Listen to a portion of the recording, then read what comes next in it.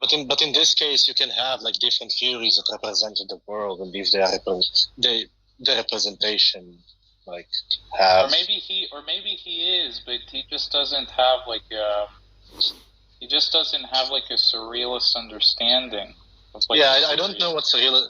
I actually don't know what surrealism means, but I'm talking about his view. But Jack, are you saying that he does hold? He is going to be committed to saying that the external world is as if there's just like one particular theory that like accommodates an explanation for that? Or are you just saying that in the stronger sense, the world is as if like one particular theory is true?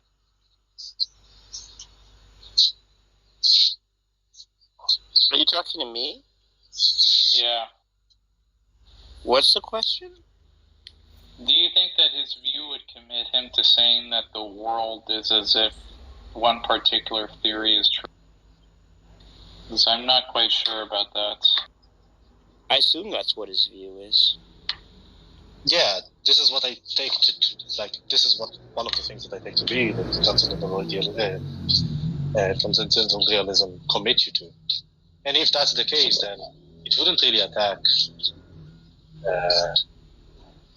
It wouldn't really attack a pragmatist view, but it wouldn't. What I'm trying to say, it wouldn't attack many of the realist views.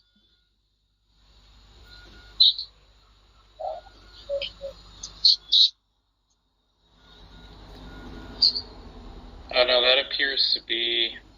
Well, yeah, maybe that is an entailment from his view. That just appears to be like much stronger than just the first statement alone, which you could also hold to as like some sort of realist.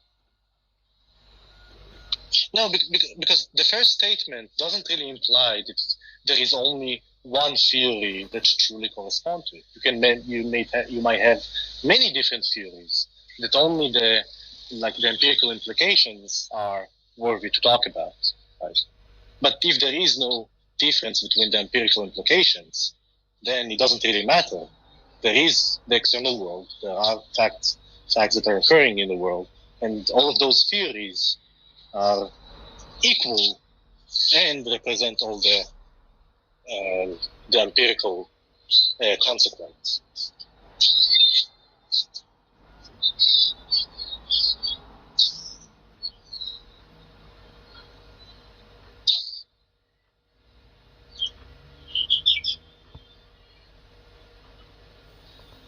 Yeah, I don't know. That just seems like. What is strange? Well, I mean, that view alone, that like the world operates in such a way that only one theory is correct. Yeah, but I'm saying that if he doesn't hold to that view, then it's just the case that his argument, it seems like his argument just wouldn't follow. Yeah, you can just like easily imply some kind of a principle of verisimilitude where, yeah, I captured those theories and I can just say what theories are more truth-likeness and have more truth-likeness than other theories. And it will still be conducive to truth.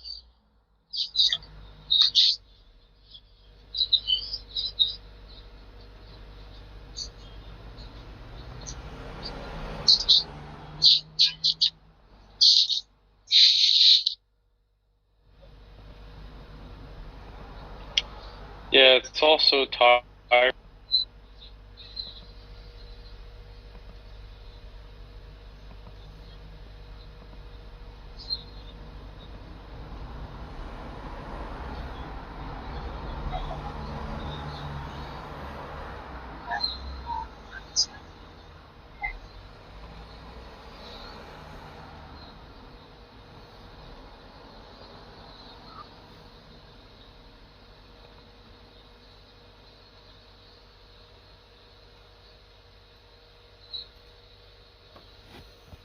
Wait, Pogan, where are you gonna?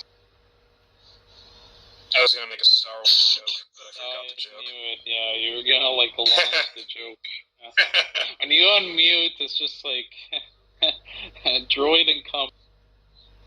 No, I you know who Matt Slick is, Darth, right? Yeah, of course. I ran the interpretation argument against him the other day, and he predictably did not have a response to anything that I was saying. So it's not true that I only mic up for prequel jokes. Wait, what? Which version of the interpretation? Which version of the interpretation argument? There doesn't seem to be some sort of principled criteria by which one can say that the fallible men who allegedly wrote down God's messages can establish that their interpretation is aligned with God's intentions. That is to say, it doesn't seem like there is a case to be made for both the initial interpretation of the message and subsequent interpretations of the Bible being correct. Matt's response to this was to say the Bible is self-attesting, basically, and there is no possibility that it could be wrong because it's self-deriving. And then I pointed out, well, that's just to say that there's a circular argument in use to defend the validity of the Bible with respect to God's intentions. Why would I accept a circular argument if I don't already accept the truth of the conclusion? To which he tried, essentially, I took it that he was appealing to axioms. And then I said, well, I don't think something like that is going to be comparable to like a logical axiom, because there's nothing like let's put it this way: in order to show that it's an axiom that is true and integral to any sort of system of reason, you would have to show a contradiction in all other worldviews. And that's when he insulted me and left the conversation.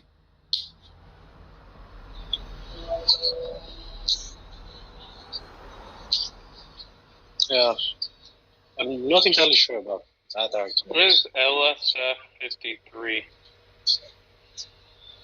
I don't know. Because I know that there is one argument that is ontological. LSF is the low scale. Invite him up if you want to hear some riff-monger, not understand the arguments and talk shit. I mean, Darth, is that... Do you, like... Yeah, I understand. Either okay. He's just gonna give... Either he's gonna give, a circular argument, right? Or he's just gonna, appeal to, some semantic fact, right? That God, by definition, is the type of being, of which these, problems don't apply to, or whatever. It's just the same kind of shtick from him. How is this, interesting, right? Almost any discussion with presuppositionalist almost ends in that. Either engage in circular reasoning or just, I don't know, just define God into existence. There were a couple other funny moments, when I asked him, okay, well, given that there are a number of differing interpretations of the Bible, how would you know that your interpretation is actually the one that aligns with God's intentions? And then he said, well, okay, couldn't you say the same thing about anything else? And I said, well, no, because in the case of human beings, so for instance, if I read Tolkien, right, Lord of the Rings, there's typically a set of background knowledge that you can appeal to such that you can make an inductive case about the author's intentions, but that doesn't exist in the case of a non-human deity, right? We don't have any background knowledge on God's intentions such that we could come to a similar conclusion. And he, of course, didn't respond to that really either. Yeah, so that's what I take the argument from interpretation to be. Not the first thing that you said. It's more of an epistemic question that you just cannot have. But there is another version of the interpretation argument that is more ontological rather than epistemic. Wait, who is that? I muted him. Go ahead. Ed. Okay. Yeah, one has to do with whether or not God's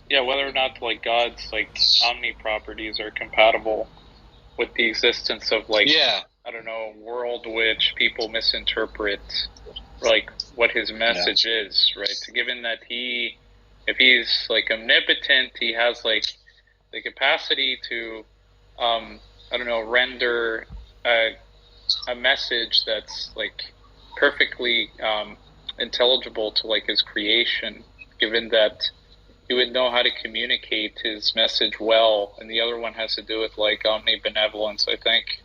Maybe I was. Yeah. It's possible that I was.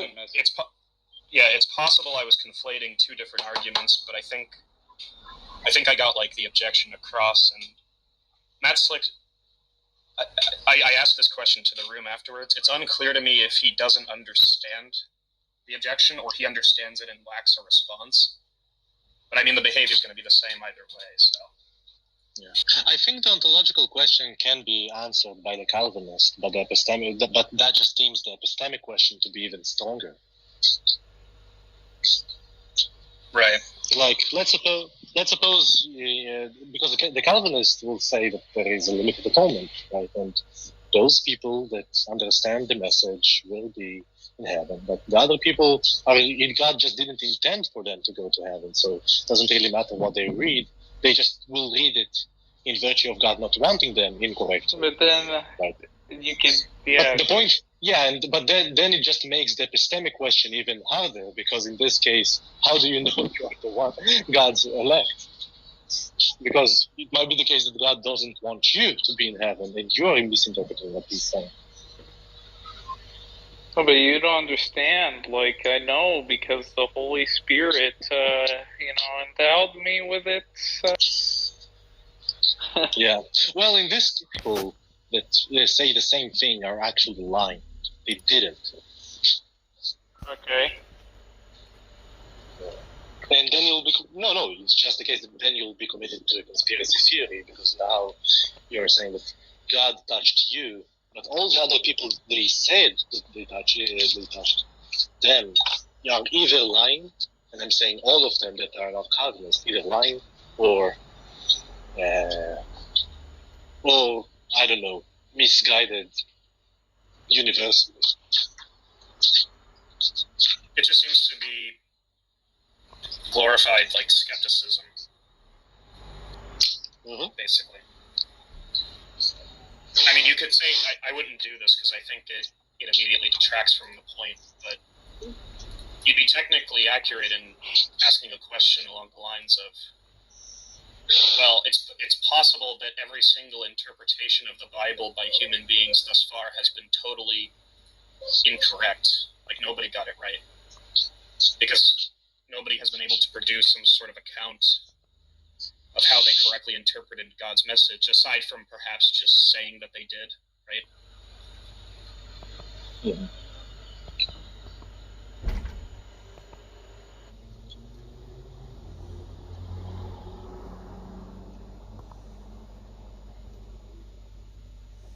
I have a question. Jack can answer this because I know he's familiar with the argument, but feel free to chime in. Anyone else? Are there any, theists in academia who have addressed the argument or responded to it? Like, has anyone run it against somebody like Craig or whatever?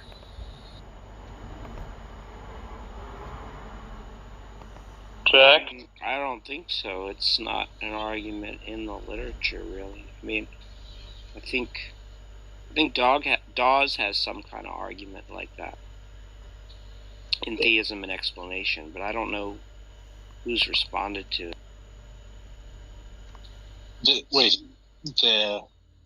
The interpretation from the interpretation problem from the epistemic stance, where it relies on the background knowledge.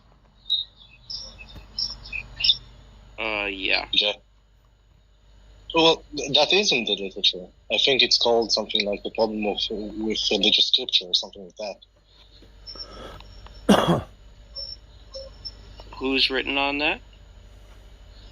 Yeah, I think I saw it once on the SCP. Wait a second, let me see.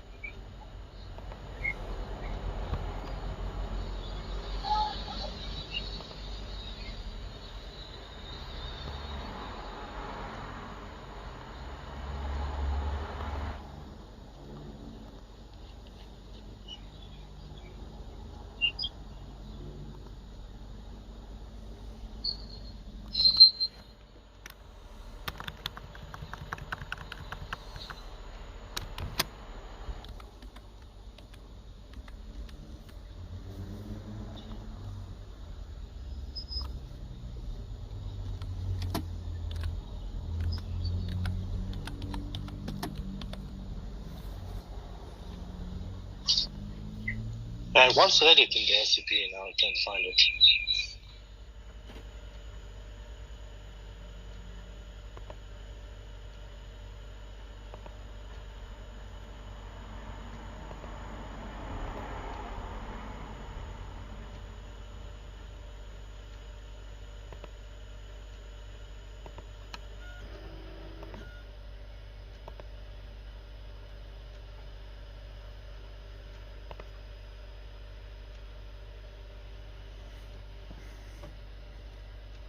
Sorry. Always on the move. What section of the SCP? Because there's like one article on meaning and metaphor that talks about something similar to the interpretation argument, but I don't think you're referring to. No, I'm not referring to that. Yeah, the title was something like the problem of religious interpretation or something like that. Bluetooth connected. Here.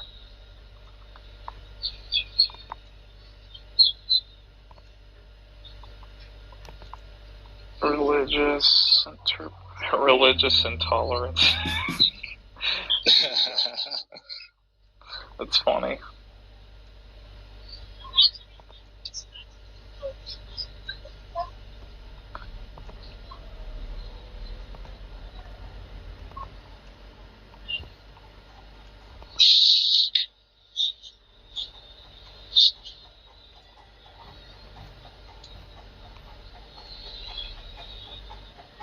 Another happy entailment. Well, there's a sec.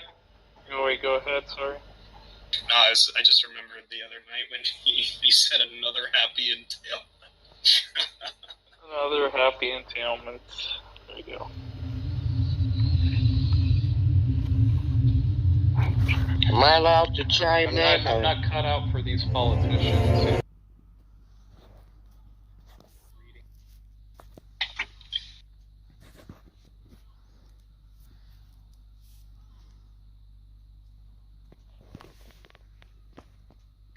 Godless girl.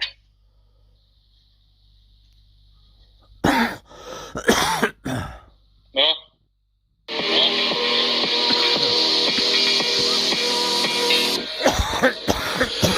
Yeah, I don't understand how there was 50 people in my room listening to like Rashad versus to some Bartologist. semantic fact would so be just to say, for my example, room's like boring right now. I want to be in here. like what it means. Complain that I like spice things up. Like what's wrong with people? I know. Anders said don't call names. It's like what the fuck? Are you a web creator? Get ready to up your WordPress game with Elementor, an award-winning website builder. Elementor. Expect me to do like Rashad. He's just gonna like. Luke is considered to be one of the greatest historians of all antiquity. Like, of course, no serious scholar questions it.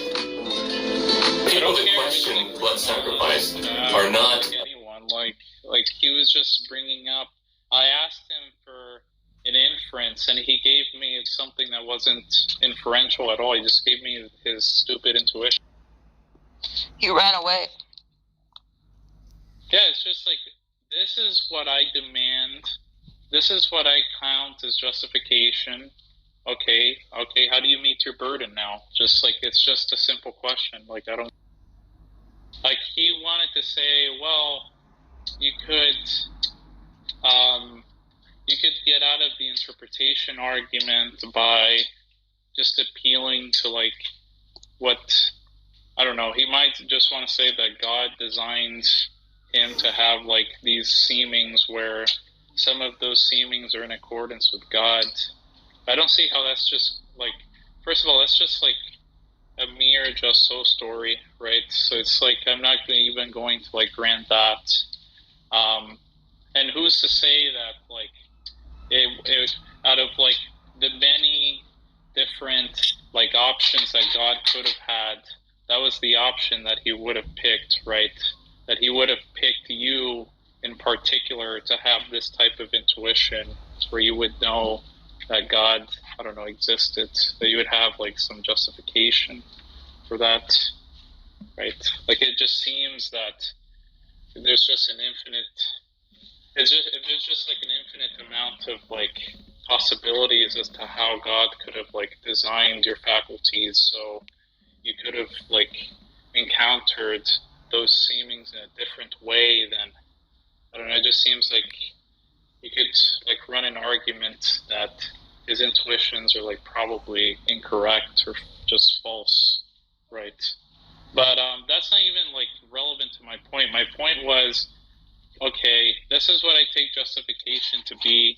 It requires an inference. Like, okay, how do you justify your belief that your particular hermeneutic is like the one that's in accordance with God's intentions? It's just an epistemic issue.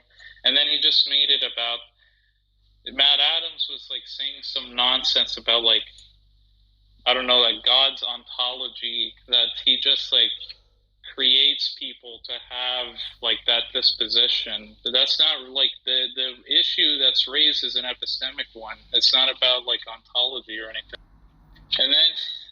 And then John Lee, were you trolling me, Godless, when you weren't muting John Lee when he was like chiming? I just don't like to mod people. I just try to not use mods. I try to be as liberal as possible. I don't care, right? But it didn't bother me. But it was just like John Lee does this thing where he's like white knighting or like rooting for like people. It's kind of like, I hate it when... Oh, no, I wasn't trolling you today. Those other days in my room, I was trolling you, though. Yeah, John was doing that with Matt Adams in the last chat I was in because they were getting spanked all over Kingdom Come because they want to argue that Paul is the sole authority on salvation.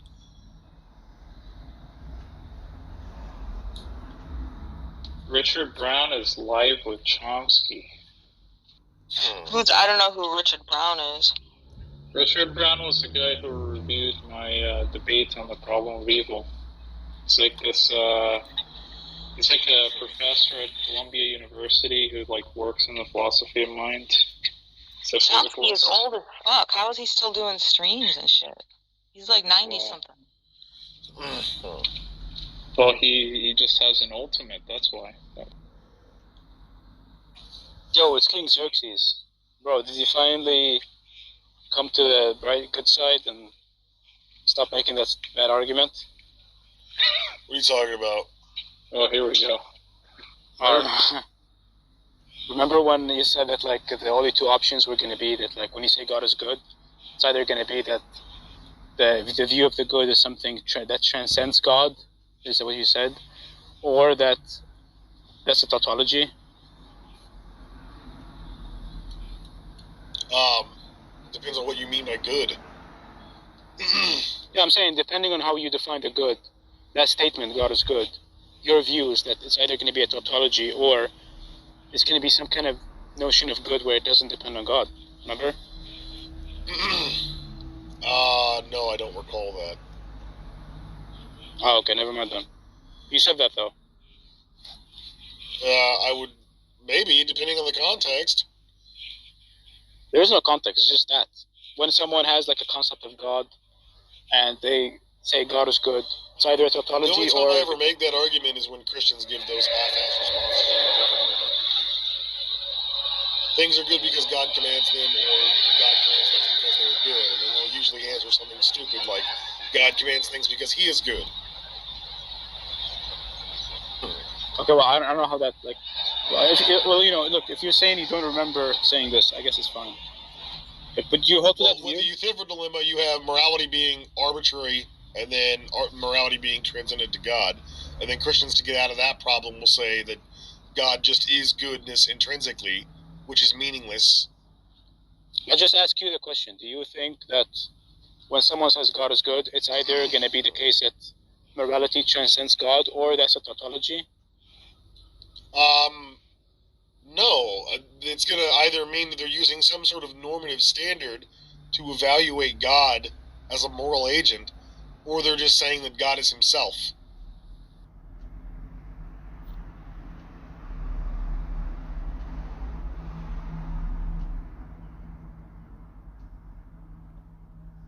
How well could they proceed into the desert without having survived?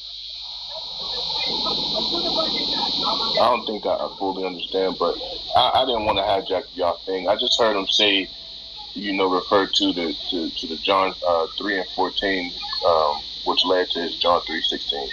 Right, and it's whosoever, and I would claim that's including the mixed multitude in the desert of Sinai, right? I understand that. Where they look, yeah, okay. I think you get what I'm. Yeah, that's what my questions was. It was mainly about Numbers 11 when it says the mixed multitude was destroyed. Because yeah, but that was after the serpent. That's my whole point. Yeah, but if God still destroyed them, why would you go back to that multitude was destroyed? Look at the number of people that were destroyed before entering Canaan. Even Moses died before entering Canaan. Right. I understand that. Right, Moses died, but the Bible tells us why Moses died. Because not just Moses. Look at the multitudes of people, including the Israelites who died. That's my point. All right, but yeah, that's all I wanted to. All right, thank you. Hey, I noticed that Dula follows you. Dula, I've known for a long time. He's one of my first Hebrew Israelite friends, so I guess you know him. Yeah, he's alright, dude. I had a conversation with him before. Yeah, he's a pretty cool guy. I mean, I've known him, like I said, maybe 8 months now. And so, like I said, he used to talk to me a lot about me being like a Moabite and not being welcome in the assembly of the.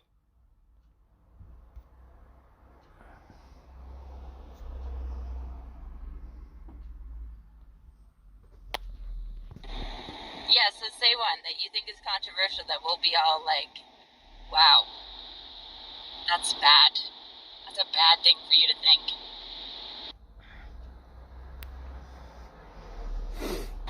I'm actually having a hard time thinking about one, but just give me a second. Don't be a pussy, Nasser. Think. Wow. Leela gets a phone. What is your religion? You Christian? No, Muslim. Okay. You got this. You're a Muslim. You think all kinds of controversial things. Just pick one. Yeah, you could do like one about women or something. Do you think gay people should be stoned and thrown from rooftops? I don't think they should immediately be done like that. Not immediately. It should be drawn out. So the stoning and the throwing from rooftops should be like. They should be spanked in the beginning. You would like that, wouldn't you? So you'll give them like a little warning spank, and then if they still be gay after that, then they should be thrown from Then, exactly. I don't think spanking gay people will have the effect that you think it'll have. So you think that gay people can be rehabilitated, quotes, into a straight person? Is that exactly. Yes. Oh, that's too bad. It's like the Salem witch trials. If you spank them and they get hard, then they're gay. But do you agree? Do you, Nasser, agree with the tenets? Hold on. Do you agree with the tenets of Sharia law specifically as they pertain to how women should be treated and what their relationship should be with broader society? That's too much smart shit. Okay, so in layman's terms, do you think women should be subservient to men? Clarify subservient. Do you pick a Sharia law enforced country? We'll take, say, Saudi Arabia. Yeah, I'm in Saudi Arabia right now. So yeah. Do you agree with the policies of your government with respect to women? Definitely, yes. Okay, so that's definitely a hot take. Yeah, it's for you because you don't live here. You don't get to see how it I don't really care what. Look, I don't need to live. I don't really care what you think about it. Can you just not interrupt me, please? I don't really need to live in Saudi Arabia to understand that I don't government really need enforced. to hear your opinion. All right, so that's another interruption. Can I have some mods or something? Like it's just. I don't know what he's going to do here. Nasser, look, we're trying to have a nice conversation. We just want to understand your views, right? So you don't need to feel like... It was not nice, though. It was not I didn't say anything remotely rude. You didn't let me finish. All he said was it's a hot take. That's all he said. Look, the point I'm trying to make to you is I don't need to live in your country nor experience the norms of your country to take issue with government policies designed to suppress women and make them second-class citizens, right? There's a reason why I would object to that. It's largely going to be due to the fact that I don't think reducing women to that role in society is morally justified, nor do I think that any weird appeal to Islam or Sharia law is going to justify that either. It doesn't really matter to me what you or anybody else in Saudi Arabia believes because I consider it to be immoral. Why? Tell me why. Because I don't perceive women to be second-class citizens, nor do I perceive them to be inferior to men. Hell yeah, nay. Why do you believe they are considered second-class citizens in Saudi Arabia? Because the policies of your government Where did you read that? Wikipedia? Third interruption. Look, the point is, you're not going to establish. Look, let's try this way, right? Mm-hmm. You agree that the policies of your government prevent women from doing things that men can do, right? Mm-hmm. Okay. Now, the basis for that is presumably rooted in Sharia law, which defines, among other things, women as, in effect, subservient to their husbands, correct? This word subservient is giving me trouble, man. Like, can you say? Well, how would you put it? Simpler. I don't think he knows what it means. You mean like a servant? Oh, okay, so what I mean is, women are considered less significant in society, less worthy of rights than their husbands. You'd agree, based on the policy? No, not true. Okay, how would you put it then? I would say women are treated in a in the eyes of the West is very different in the Middle East or Saudi Arabia in particular, because women are treated based on Islamic teachings and legislations. I understand all of that already. The question that I'm asking you is this. Yeah, right? let me get to the point. If you think it's justified to enforce the tenets of Sharia law. So he's interrupting me right now, and it's okay. Yeah, I am. Just answer the question, because all you said was they're treated according to Islam. Like I understand. Hold on. Can we just look? Hold on. The point is, I understand what you want to say there, right? Oh well, you don't understand because you're a Western white man. Whatever. I accept that. That's facts. That's facts, though. Okay, but there's nothing. What do I need to understand such that I would find it justifiable to afford men rights that women are not afforded? Have you ever been in the Middle East? What's the relevance of that question? It's all the relevance, man. If you've been there and you've seen how it works, then I can take your opinion. You're still not understanding me. I understand. Look, I don't need the help. Thank you. Look, the point is this. I understand that regions of the Middle East are typically dramatically more conservative and rooted in religious beliefs than the West. All of that is already known. But I don't have the belief that women are inferior to men, nor do I have the belief that women should not be afforded rights that men are afforded. Now, I'm asking why you think the opposite should be the case, and my assumption is that you're going to say something like, well, it's a tenet of my religion. Is that correct? The way you put it out is not correct. The way you put it out... Then how would you put it? I would put it as women as not being inferior. No, women are put in a certain role and men in a certain role. They're still equal though. How can they be equal if women are? Look, it's the case that women. When you think equal, stop yelling. 1 second. No. Stop yelling.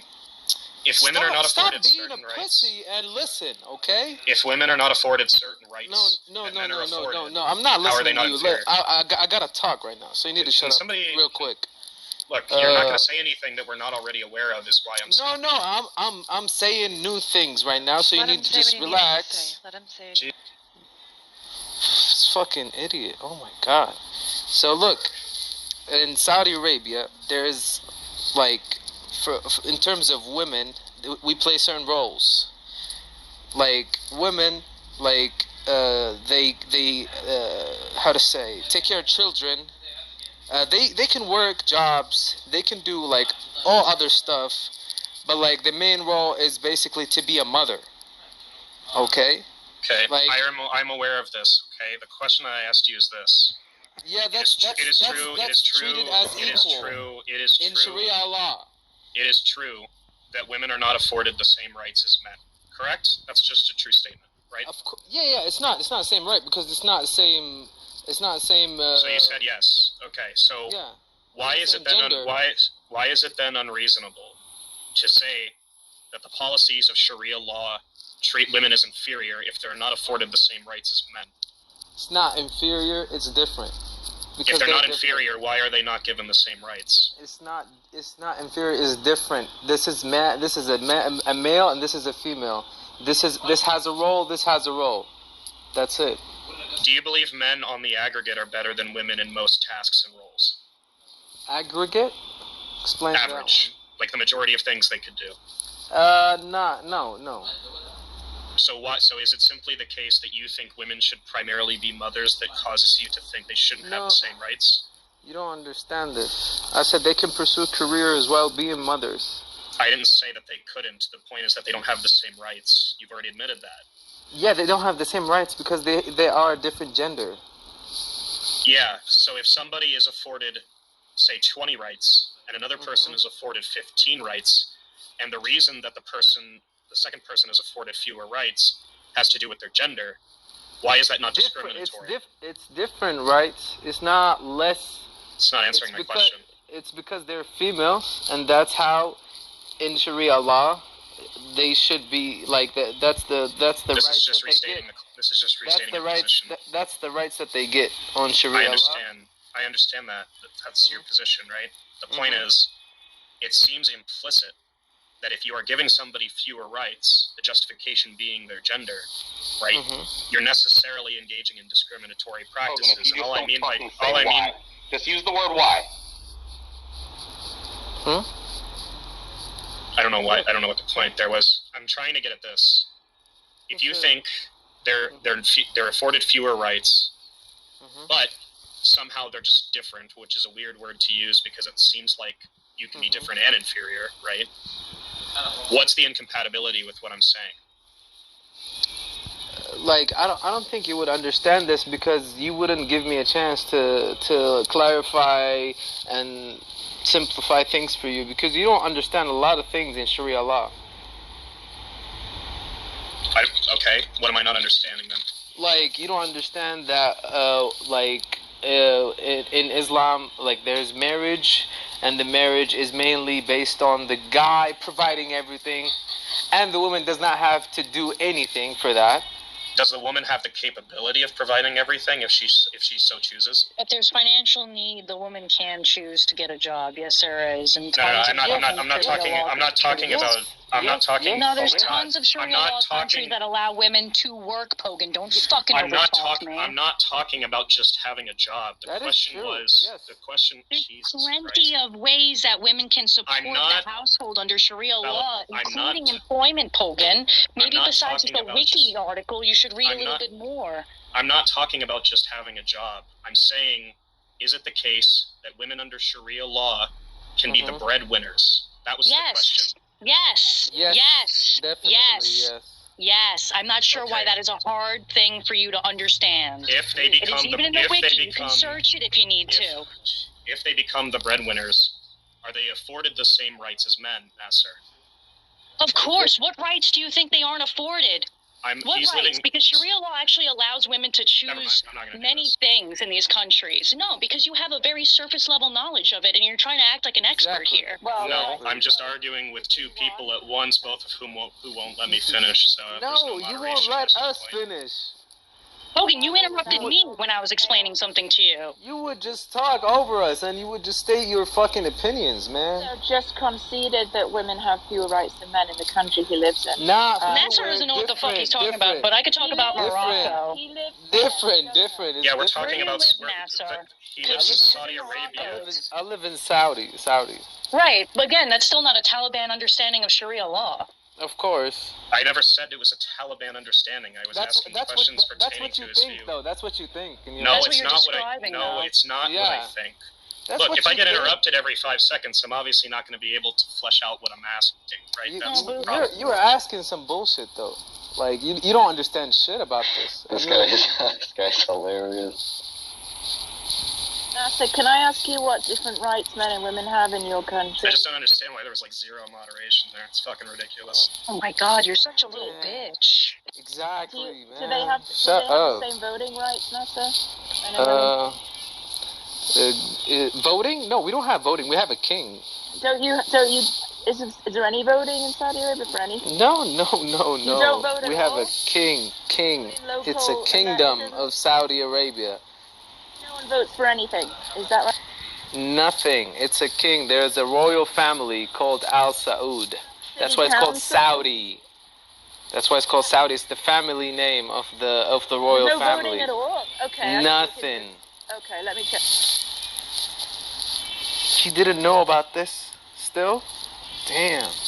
I knew it was a monarchy. My understanding was that you vote in local municipal elections. Yeah, Who runs the city now, sir? Who runs the city? Look, the point is, a prince from the royal family. Yeah, it's all princes, constables, in Saudi Arabia. Same in Morocco. There's no voting. It's all done by a king and a monarch.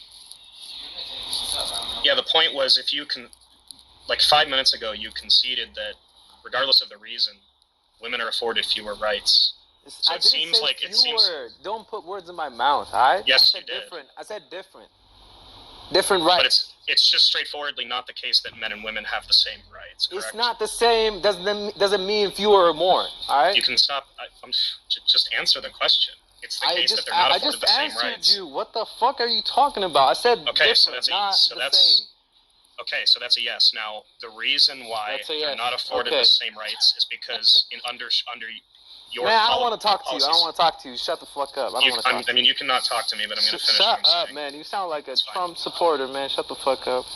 That's hilarious. Look, I'm going to finish what I'm saying. The point is, you can phrase it however you like. You can say different. They have different rules, whatever you want to say. What you think, bro. Okay, that's fine, but I'm going to finish what I'm saying. I don't care. I'm going to finish what I'm saying. It doesn't matter how many times I'm just going to interrupt you right now because you were interrupting my shit all the time. Yeah, look, I'm going to finish what I'm saying. I'll take however long it needs to take. The point is, if you say they're afforded different rights, and then you say that the reason they're afforded different rights is because the policies enforced by the state are such that women are supposed to fulfill a different role. You're a dumbass. And then you say, the whole system of a country because you Googled it, fucking dummy. And then you say something like, "Shut up, man. The policies are in place to guide people into fulfilling those roles." Then it seems like there's an implicit order some McDonald's from Uber Eats. There's an implicit systemic bias towards serving. Now you guys have Postmates too. Wow. There's an implicit systemic bias toward guiding somebody toward that specific role. He's not listening to you. I don't know why you're. Bro, I don't care what you're saying, bro. I don't want to have a conversation with you, bro. You're what I took from this conversation is why would you take the approach of give me the symmetry breaker because somebody's so fucking stupid? Like, why can't everybody just be more fucking simple and speak like a normal fucking person? I mean, when people allow interruptions and there's no moderation, you tend to not be able to flesh out your questions. This guy will never be able to give the reason when it's fucking boiled down. He's stupid. He's going to literally keep saying it until somebody gives him mods. I don't want mods necessarily. I just want people to not scream over me when I'm asking them a question. No, you didn't give me the chance to do anything, so should just... I don't want to have the conversation anymore. With this dumbass, please. Please. For your own sanity and ours. Seems like there's a double. Just seems like there's a double. Look who's talking. Look who's talking, though. There's lots of inconsistency. That's right. There's lots of dicks. You don't have to prove anything to us. I don't think to me or. I'm not trying to prove anything to you. I'm trying to point out that even if he says, like, they're supposed to fulfill different roles, it doesn't change the fact. Just in general. He's too dumb, and even if he weren't too dumb, he doesn't care. So why? I'm just. They just want to flex. Just let them flex whatever the fuck they want to do. I'm sorry, I forgot. It's the content hour for Tom. You know what I'm saying? I don't even think Tom's paying attention. Probably not. I haven't even been here. What are you guys talking about? Yeah. I didn't even do anything. Okay, so... Yeah, not interested in having a conversation, man. Just get the fuck out of here. So no, you get the fuck out of here. Look, the point is, Nasser, you're not going to be able to give any other reason other than that's the way it is, and I like my emotions. That's what Pogan tried to say in all those words. No, Pogan didn't give me a chance to speak. I don't like it. Oh, I'm sorry about your emotions. You not liking things. What the fuck is my emotions doing? I'm not acting like a pussy right now. Like well, they're making you act like a bitch. That's what they're doing. No, that's your friend acting like a bitch. Didn't even let me talk. The only reason I tried to stop you from interrupting me... Jesus Christ, dude. This dude cuts me off and he acts like I did. Shut your bitch. You're being fucking... answering any questions. Of course I'm going to stop you. Yeah, because... No. The thing is, like, whenever I try to answer... No, whenever I try to answer... No.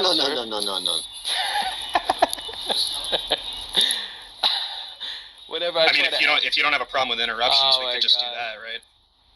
Yeah, I don't have a problem with interruptions. Yeah. Oh, good. So I'll just continuously overtalk you then, right? Exactly. Yeah, I'm not interested, bro. Like, I don't care. Well, if you don't care, then you should disengage. Yeah, I would actually try to listen. I don't even know. What is this? This guy is so funny. This guy you can't have a conversation with. It's your content hour, right? No, you can, except when Why do you keep saying that, Squishy? I have no idea what's going on being blamed? I haven't even been here. I was muted. I was watching fucking Obi-Wan. What are you talking about, Squishy? Is it good? Trash. Well,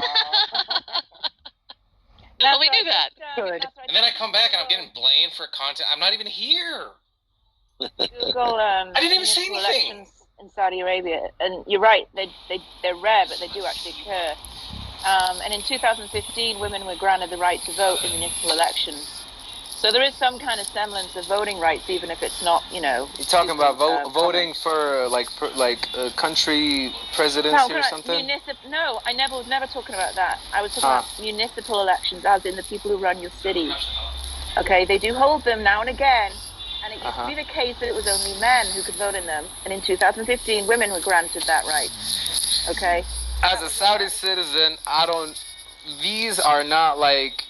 A crucial point of our lives at all. Nobody cares about them. Right. So I also Googled, there's been a lot of improvements recently, right, which is great. But one of the things it said is that women need the permission of a male relative to get married, and I assume men don't. What do you think about that? Do you think that makes them second? That's not true, actually. I have to have witnesses from my family. Do you need permission? I wouldn't say permission. Right, so it is true. Because you would be an adult. But like.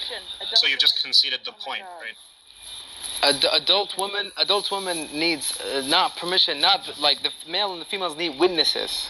Okay. Witnesses. Well, then maybe it's called witnesses. Maybe the thing I read was wrong, because it said adult women need permission from a male relative to get married. The father, if he exists, of course, he has to know. The hell? So they are. It is. This guy's just incompetent. I don't understand. So you're saying I don't know why you guys are talking to this guy. He's clearly not able to reason. You're clearly like in a different. Shut up, dumbass. So he's responded with things like I don't care or I don't like that. Like, why the fuck are you talking to this guy? Bro, shut the fuck up for you're one second. You're a fucking titty baby, bro. You're a fucking human titty baby. Bro, I would knock your bitch ass out. Okay, titty baby. You don't know me, bro. You don't know me. You don't know me. Like, this guy is just talking like all this nonsense, and he doesn't even know anything about the country. He's never been there. Shut up, titty baby. And I can speak your language. I know your fucking all the bullshit that you guys know. Okay, look, now, I just Googled an article. Maybe you can just confirm. It seems like there's still a lot of things women can't do without the permission of a male relative. Do you agree with that? Yes. Yes. Great. Like traveling, you cannot travel without permission of the father. Like your wali. Wali is basically like your father, or like if your father is dead or something, like somebody that basically has this status after him, which could be your uncle, your big brother, whatever. Yeah. So that is not something that men have to get permission for, correct? Of course, because they're men. Right. So the question was, why is it unequal? And you kept saying it's not unequal; it's just different. But that does seem like unequal, doesn't it? If a man can do something and a woman can't, that's unequal. Yeah, but that's because they're different. Okay. I sound like an alien to you guys right now, but like if this makes sense to me. For you guys, it doesn't make no sense. I don't care. I understand you don't care. I'm just curious. If you had the choice to be a man or a woman in Saudi Arabia, which would you choose? That's like for me, it's a dumb question because I'm already a man. So there's Well, do you understand the concept of a hypothetical? Yes, I do. But like it wouldn't change anything. It's a meaningless thing right now to do. Why? I don't understand why. Because it wouldn't do anything. But it wouldn't add anything. We're trying to figure out if you think it would be better to be a man. There could be a woman in Saudi that is living way better than me. There could be a man in Saudi that is living way better than me. It depends. So you're just not going to engage in the conversation then. That's fine. Yeah, I don't find it. I don't find it. Yeah, I don't care about this. Yeah. Well, you did. If you're trying to sell your religion, I'm not trying to sell my religion. You're failing. You're failing horribly. Well, you're supposed to, aren't you? Isn't that your duty? It's not my duty, of course. Your dawah? Bad Muslim. I'm not supposed to give dawah to everyone. What do you mean? Just who then? The people who search for the dawah. Yes. We're asking you questions. We're interested. Yeah, you're asking me. You're asking me not religious stuff. You're asking me legislations that are equal or unequal in Saudi. Like, well, it doesn't tie.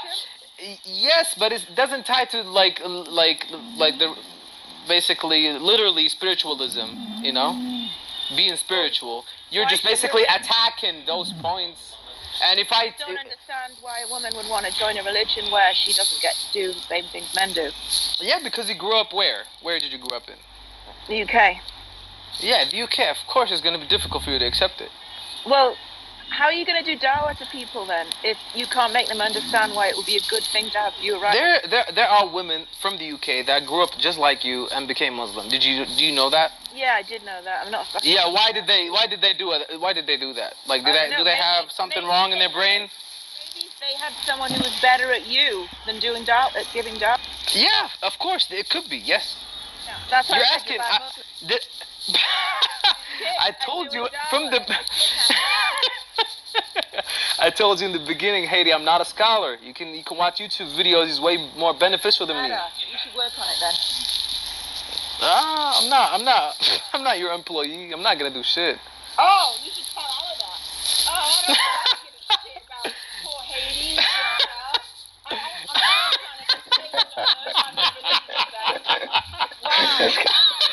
Oh my god, I love this guy. Terrible, man. You should go and pray now or something. Do something to get your points back up. Go ahead. You're clearly not serious about religion. You're just trying to... I'm not. I actually find it quite fun, so it's all good. It's all good. Alright, that's cool.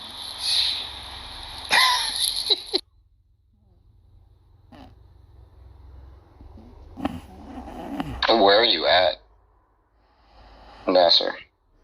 I'm in...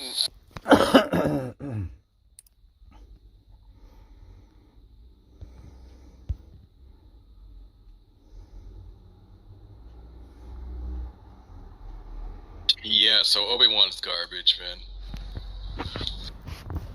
Don't spoil. Can't spoil garbage. It's already spoiled. Right, it's already stinky. I don't need to know what flavor it is. Trash. All the bad ones. All the bad flavors. Hey, what don't you like about it, Tom? I gotta go anyway, so I guess you can spoil it.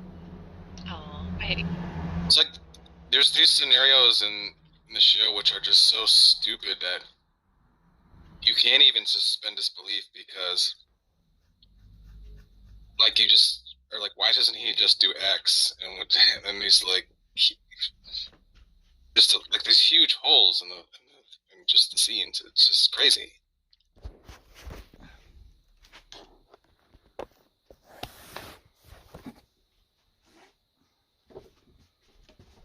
JJ, are you there?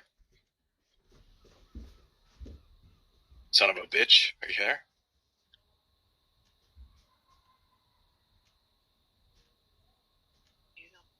Right now, Tom. Just letting you know, because Haiti left.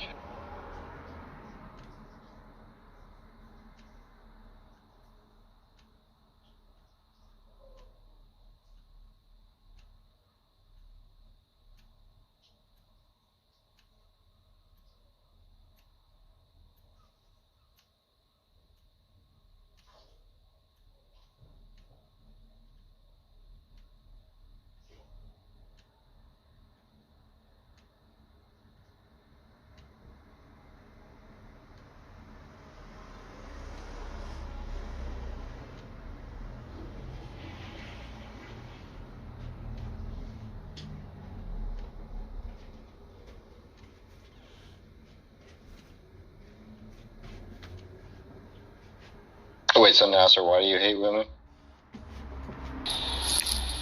What's that? I said, why do you hate women? Why do I hate women? Yeah. I hate them because Sharia law tells me to. Nah, I'm just playing. I don't hate women.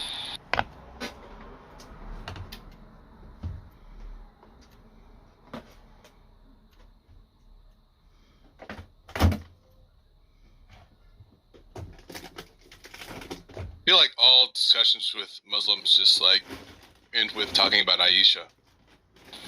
Yeah, because that's like the point that everyone wants to make at Muslims, because it's so easy. Oh, it's easy? Yeah, it's the easiest point. If you meet like a non-educated Muslim and won't be able to answer this sensitive question, it would be tough for him. And what's your apologetic that's educated? I wouldn't say I'm the best at it.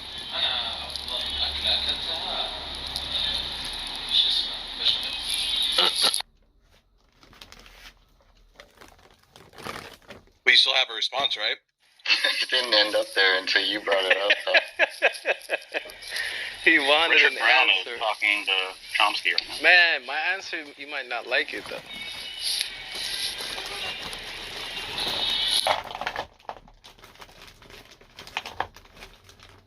Well, that's the idea, Dave. I wanted to just get there and just get it over with. With Aisha, he married her when she was 9. That's what you're saying. I didn't say anything. I just asked you what you think. What I think of what then? What's your apologetic for Aisha being young? Supposedly you have some kind of rebuttal why it doesn't matter, or she wasn't really young. So, actually the age was not precisely 9. And it's still like in the norms of the West right now, 18, 18 or 21 should be the legal age, or in whatever Western countries. But it wasn't. It was in different sayings. It was 14 or 12, but it still doesn't make any difference for the Western eye. But the norm before, when a woman hits puberty, then she's ready to give birth. And they didn't have those Western views in the desert before. And yeah, that's my answer. I don't really even know what your answer was. I mean, what? Were you listening? The fuck? You just gave like a synopsis of like different views, but like I don't even know which one's yours. What? I didn't give synopsis of different views. I gave you at the end my answer. I said, like it was in different sayings or stories that she was 12 or 14. Okay? Yeah. And before, the norm when a woman should be able to get married is when she's able to give birth, and she hits the age of puberty. And puberty for women is known to be earlier than men. And 12 to 14, or from 9 to 14, women, like, most of the time hit puberty. So, yeah, that's it. How does that in any way... I don't understand. How does that in any way justify the act? Like. So how old do you think she was? Pogan, I don't want to talk to you. I don't want to talk to you. I don't want to talk to you. I don't want to talk to you. There are various like historical accounts of people going around pillaging and raping. Right. The fact it happened long ago doesn't suddenly make it ethical. But I don't understand why the history is even relevant. Wait, but Nasser, I want to ask you a question. I don't want to use my brain with you. I mean, you haven't been using your brain at it with anyone. Exactly. Yeah. Wait, but you said that like when they're like ready to give birth, but puberty doesn't like necessarily mean like ready to give birth, right? I mean, that's what it means actually. It means that she's like able right now. But isn't both the infant mortality rates as well as the mother's mortality rates like much higher the closer to puberty that a woman is? Can you explain that more, because the terms were too much for me. Yeah, there's a much higher rate of death for both the infants and for the mother the closer you get to puberty. Yeah, but like probably in their time in the Middle East, at their conditions, at their weather, he wasn't the first one to do it. It was basically okay at that time. He wasn't doing something different in his village or in Mecca. It was regular, and women probably were adapted to these things. Like, you know, their bodies and like their genetics were like fine with this.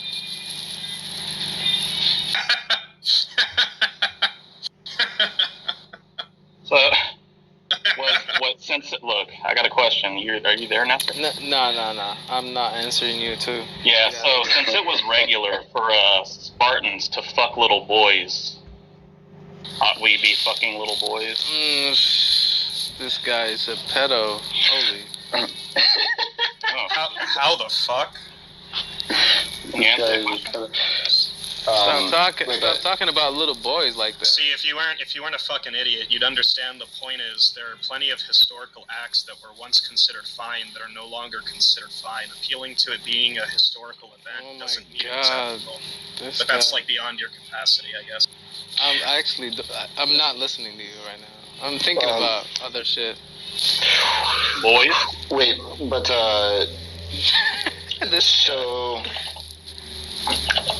So like you don't determine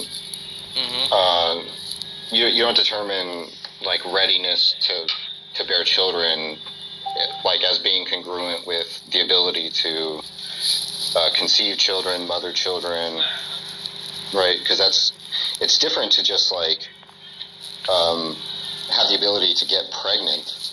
So look, Dave. So you don't dive in deeper with me because I'm not an expert at this. I already told you that. Find like a good sheikh like Zakir Naik. Have you ever heard of him? No. Have you ever heard of him, Dave? Yeah, look up Zakir Naik, and maybe you would find his view on this matter, because he does debates, and I don't think I'm the best at this. Okay. No, you're really bad. Look who's talking. The guy with the little boy's thoughts. Yeah, the pedo. Nice one, man. Good one. Wow. Yeah. Hold on a sec. So I stepped away for a second, but like it seemed to be that you were saying something like, if they have a period, then it's all good to like, you know, all the boxes are checked. You know, they're good to like have sex with. Yeah. Is that correct? Yeah, I think that was the norm. I think it would get a better understanding, not from me though. Not from me. I'm not the guy. Not the guy. That's a weird thing to say. So what if you like gave a 5-year-old like some kind of hormones and like induced a period? would you then like by your lights be it's No, all no. good to, like, Let me explain it to you. So right now in Saudi, nobody can get married at this age. Nobody. It's illegal. So the norms change. The views change. Nobody would do it. Like Sharia law allows marriage maybe at 16 or like 17 or like 15 at those ages with the consent of the parents and the consent of the individuals getting married. But nobody. Yeah, I'm not really talking about legally. I'm not talking about legally. No. Legally is basically Islamically in Saudi. So you're saying, well, then are you saying it's like objectively right or wrong? Huh? Well, then you can't. It sounds like you're saying it's objectively right or wrong. Then it's controversial. It's controversial. If that's the case, the law can't ever change. The law will definitely change with time. It has to change. Not if it's objective. If it's objective, of course, like when the law is objective, things might change that the law has to adapt to it. Yeah, but I thought you said law is Islam, but Islam doesn't change. Like, Islam is fixed. Islam, of course, it doesn't change. But like, let me explain something to you. Like, for example, like what how to say that? So, when we travel as like Muslims, we pray half prayer. Some of the prayers we pray half of them. So we have 4 rak'ahs. We pray 2 if we're traveling because it's a college professor to this guy that can barely conceive how to open a goddamn can. I mean, whatever. What's the point of arguing about the meta of a conversation?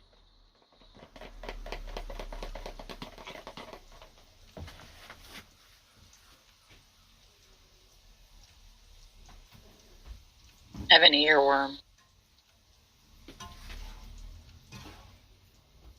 Is that a euphemism for Sock's penis?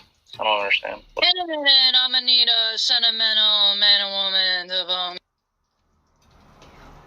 I know that one.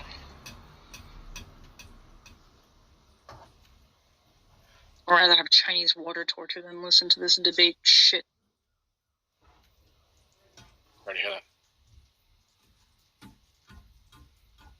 Anyway, Hades not here now. Tell me about Obi-Wan. Why does it suck? Because Stargate's trying to get me to watch it. Convince me otherwise. No, it's like there's a scene where they're chasing this Star Destroyer. It's chasing one lone, slow transport ship. It's got all the people on it they want dead, including Obi-Wan. They're just shooting their little green lasers at it, and the guys on the ship are like, "Oh man, switch all our power to the rear shields. We don't have enough time. We're not gonna make it." And then Obi-Wan's like, "How much time do you guys need to fix the hyperdrive?" And they're like, "More time than we have." So Obi-Wan's like, "Okay, man, well, I'm gonna take the little escape ship and I'll create a diversion so they come after me because it's me that Vader wants." And he's like, "No, don't do that, man, no." He's like, "No, I'll do it." So this whole time, they're like, the scene is like goes on forever. They're having like entire conversations on board this transport ship about what to do and how fucked they are. And meanwhile, they're on the bridge of the Star Destroyer, just like pew pew pew pew. And it's like the Star Destroyer is like an aircraft carrier. It houses like TIE fighters, right? If they're trying to kill the ship, play TIE fighters. Why don't they just launch the stupid fucking ships? I mean, like the guy said himself, put all power to rear deflectors, and they would have known that, right? So literally one shot from a TIE fighter in the front is like they're fucked, right? So Obi-Wan, that never happened. It's so stupid, right? You're just watching this thing go Wait, pew, what pew, kind pew. of tiny transport ship couldn't get bleeped by a fucking Star Destroyer? Well, that's another stupid thing, right? I mean, that's crazy. So then Obi-Wan takes a little transport ship out, and then it's like he's flying in the opposite direction, and he's like, "Oh, Star Destroyer, chase me!" And then Vader and like this other guy are on the bridge, and they're like, "We should keep following the transport ship." And Vader's like, "No, let's follow Obi-Wan." And it's like, bro, send like one TIE fighter after the defenseless transport ship too, and then just like do whatever you want, you know? I mean, it's so dumb. Yeah, that's so real dumb. They could have just been like, you know what, let's just kill the transport, and then we'll go after the... Because it's a flying city. It's fucking massive. There's, what, like, millions of people on that fucking Star Destroyer. So it's... And they're like, oh, let's decide which one. We can only go after one. It's just ridiculous. And the other thing is they're in constant contact with other fighters that are currently not, like, docked there and shit, so they could call in people that are nearby even, if they wanted to, right? You know what I'm saying? They could do that. So that's bullshit. It's like an actual U.S. aircraft carrier, like, following, like, a little raft. A Somali pirate ship. Yeah, Somali pirates or something with no weapons, right? And then like another guy like inflates a fucking like inner tube and he starts like paddling in the other direction. And they're like, oh, which one should we can only like stop one, right? So we gotta like, who should we chase after? Crazy. So dumb. That's dumb. So dumb.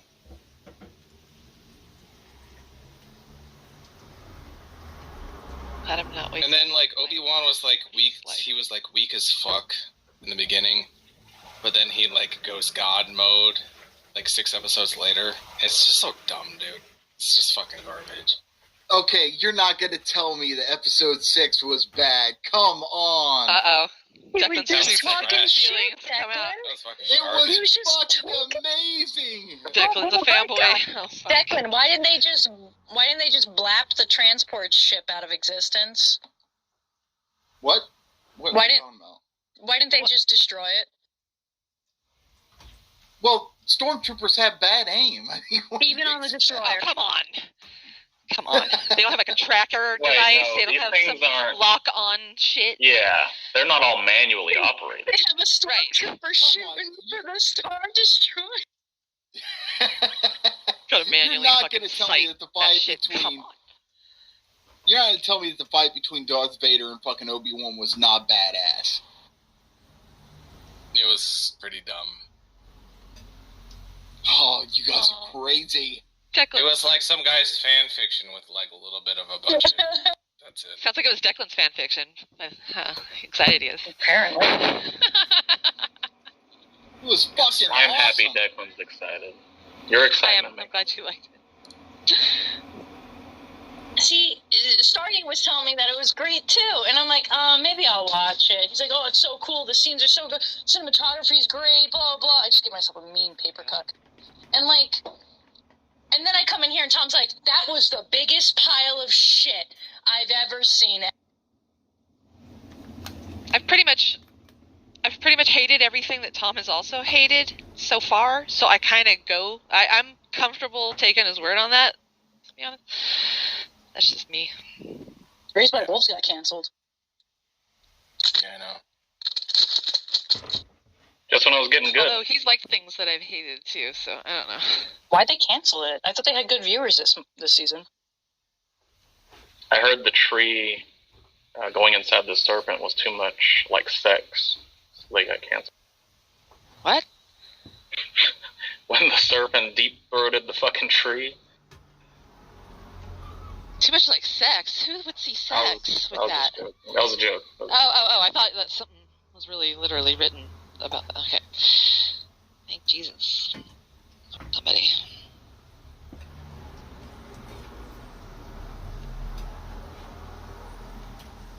I am really sad about that, though. I'm kind of annihilated that that's been canceled. Yeah. Come good? I'll miss them. I'm gonna miss mother and father, especially father. Grandmother? I want to see what the fuck she was up finished to. the first season, and I was about to start the second. Yeah, I won't even get to see what grandmother's could have done, was supposed to do. I'm pretty certain everybody has a special predestination shit built into them. That was my theory, anyway. They all had a purpose. Anyway. I wanted to see what was inside the planet, but I wanted to see all of the things. We did see what was inside the planet.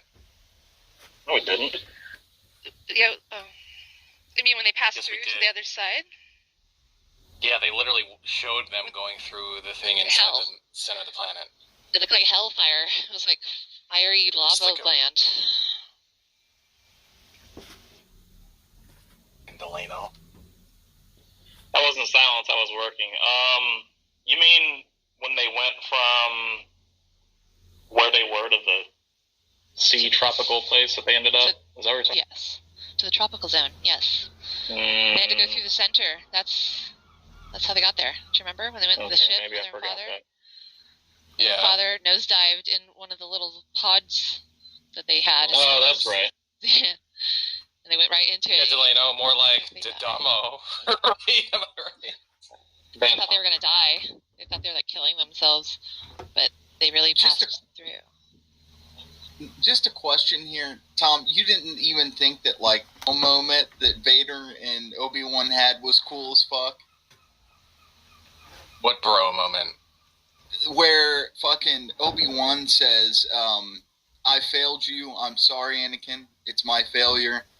And Vader like breathes and says, I'm not your failure, Obi-Wan. I killed Anakin. You didn't even think that was cool? Yeah, I'm not so easily satisfied by, like, you know, fan service garbage. The RP. Everybody did it! On Moonguard? That was so fucking...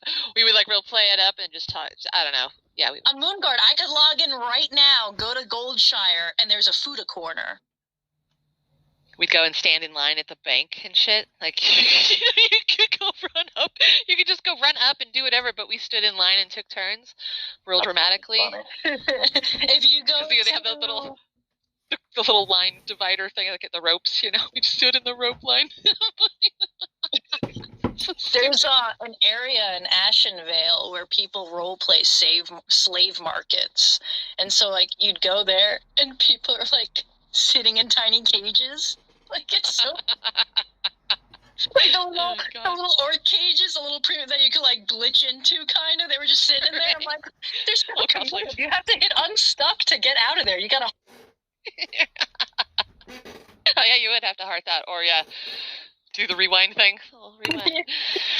They were, like, mages, though, so they, like, must have blinked in there. Anyway, like, they had...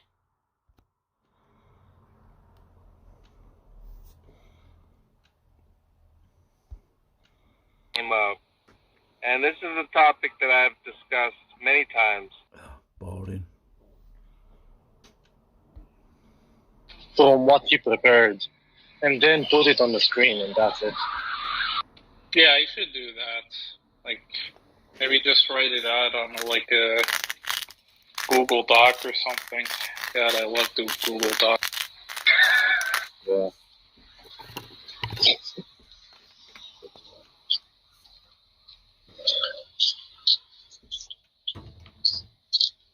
I asked him to send. What? I asked him to send me one. Yeah, I asked Victoria to send me one paper that agreed, or at least the most accurate to his views. Detroyer is not. And Detroyer isn't like fond of like the constructive empiricist stuff, right? Yeah. Like he seems to be either. I actually don't know. But what I was about? Yeah. So Detroit, I asked Detroit to give me one paper that is at least very similar, or what I want to say, like capture his position about the field of mind, and he sent me one paper that I need to read right now.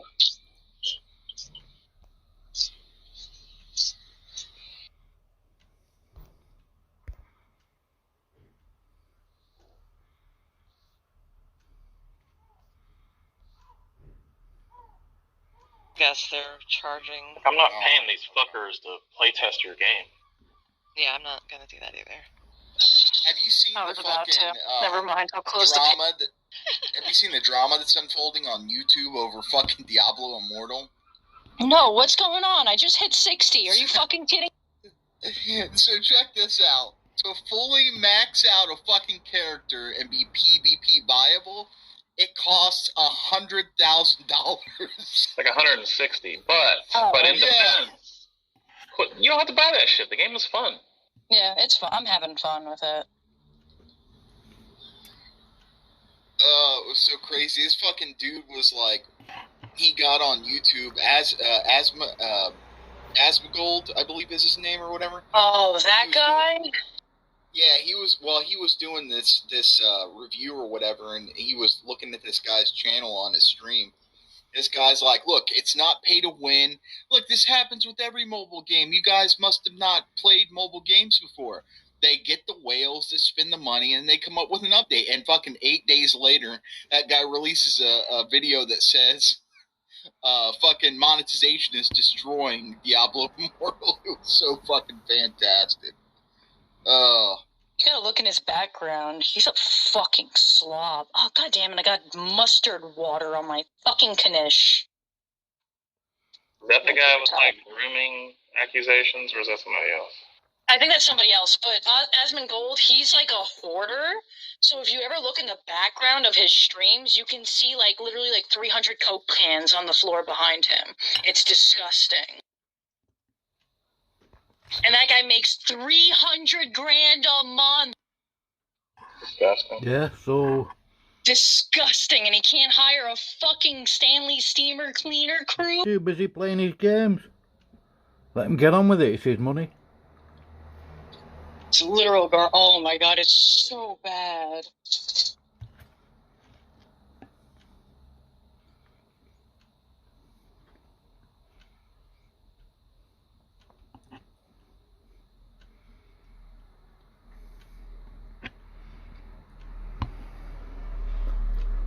Did the police ever catch Ezra Miller?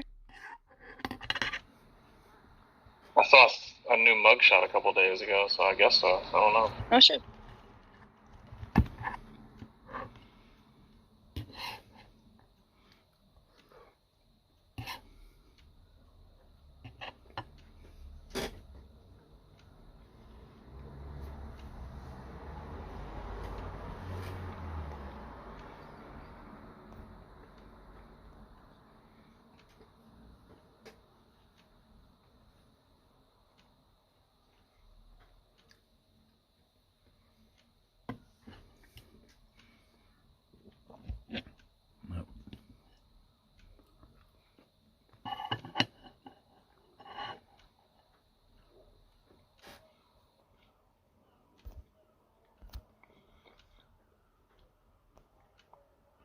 chores, basically feeding, fighting, fleeing, reproducing. So I think your desires have to be kind of in tune with what you are essentially, and that gets to the conversation of what is the human essence. And so I personally go ahead, I'm sorry. But Biscuit, like, that doesn't reflect from my point. Like, I do not want to live forever. That to me would be the worst possible misery. You don't want to live forever? No. Okay, well, I mean, I think that the part of you that doesn't desire to live forever is transient. But I think that you are life. And I guess that's unfortunate for your dissociated experience, but I think after you die, your dissociated experience will turn. Well, there was a state of affairs wherein I didn't exist, right?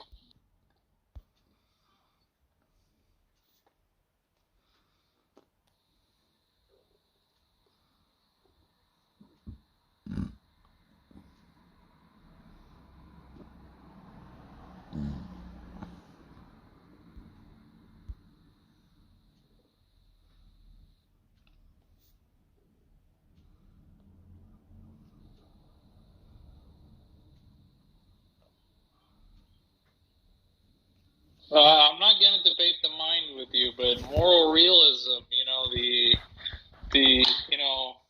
the epitome of, like, great positions, like, yeah, I'm going to or anyone.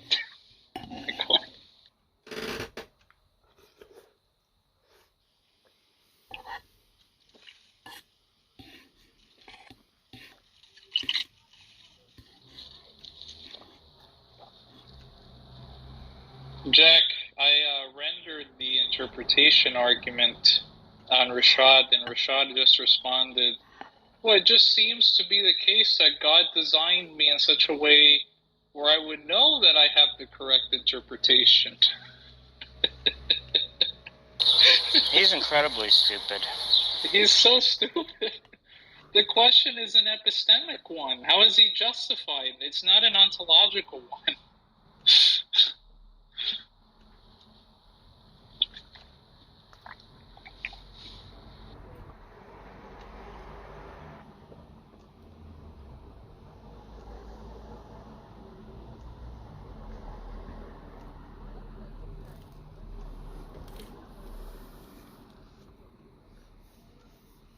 I think it's even a stronger critique against Calvinists, Jack, because how do they know that their interpretation of certain voices that not voices, verses that indicate conditional or unconditional election, that they know that they're the ones that are elect or not.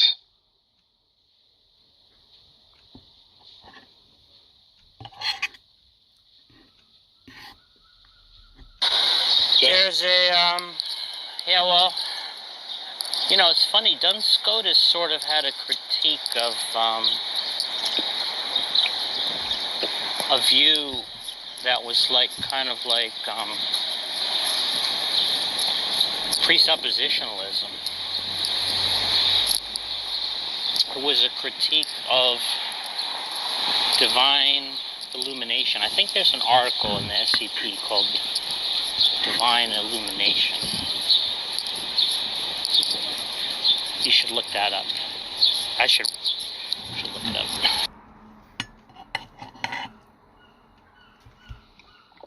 What's it called? Divine Illumination? I think so. It was a medieval debate involving Duns Scotus.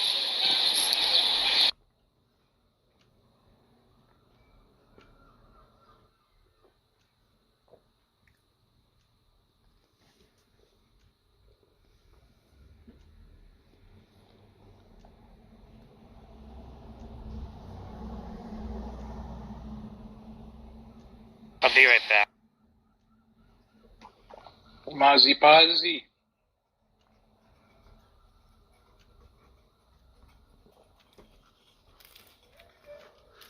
Mazi, show me your Pazi.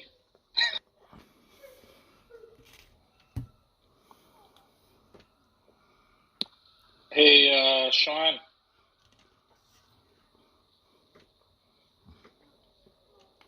Sean.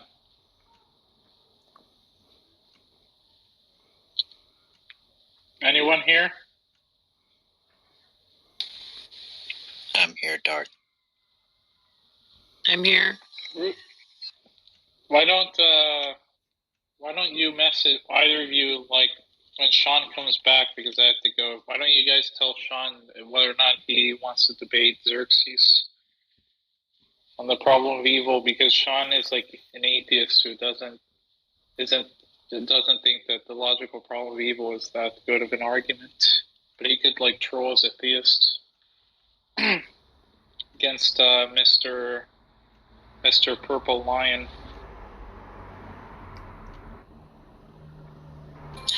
Mr. Purple Lion.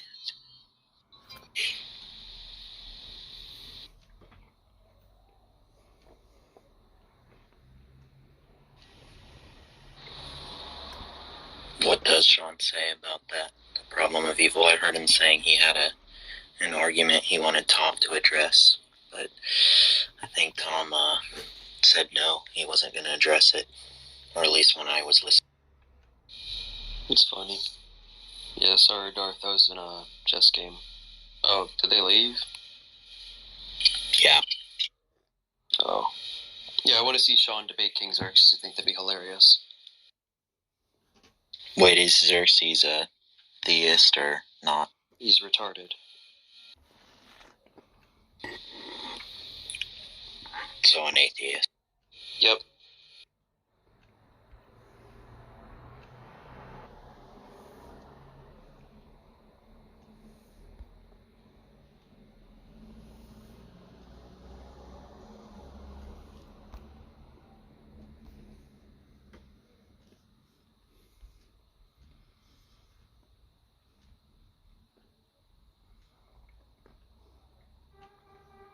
I don't see the problem of evil as all that much of a problem either.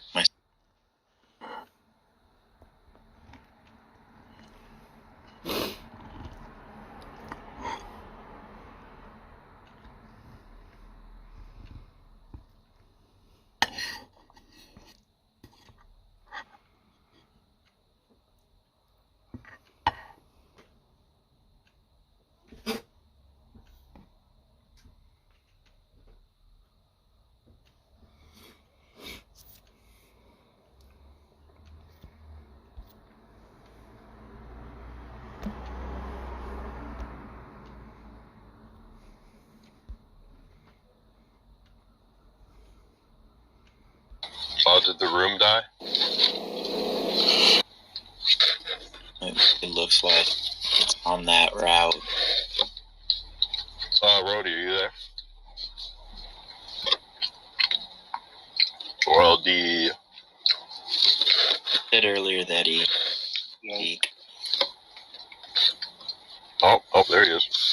Rhodey, what time is it in wherever you are? 10:20 p.m. Oh, okay.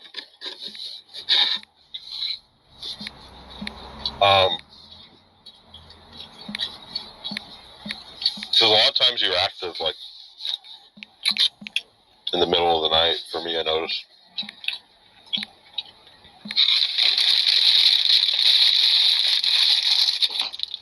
Oh my gosh, Sean. Yes, Yeah, it that's is, sorry. correct.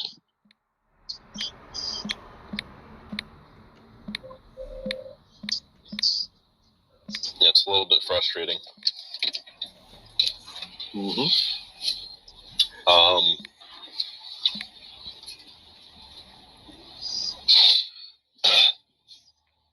So remember, like, a few months back, I think you were reading...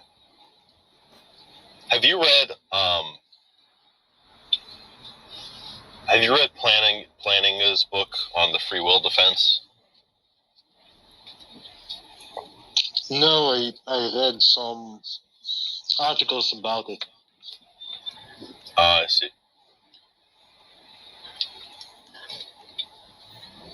Because you were rendering, like, a version of that I liked that was very difficult to deal with. Yeah. The only problem that I see then with the free will is only in regards to the grounding objection to Molinism. But even that can be handled with by positing a specific theory of time. You said that's the only objection, you think? Or just like one that stands out? I'm saying that if you, for example, ask Jack, okay, about what he thinks about Plantinga's free will defense, he will say to you that because the defense relies on Molinism, that will be problematic. Right? Because then for Molinism, you have what you call the grounding objection. And it's talked about how God cannot have knowledge of counterfactuals.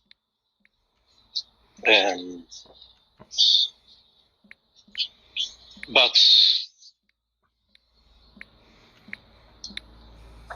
you cannot have knowledge of counterfactuals given that an agent could have do A over B or B over A. But the point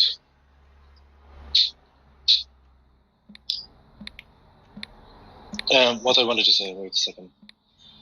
Yeah, but even that can be handled with a specific theory of time in mind. Yeah, what do you mean? I spaced out for a second, but why do you think that this?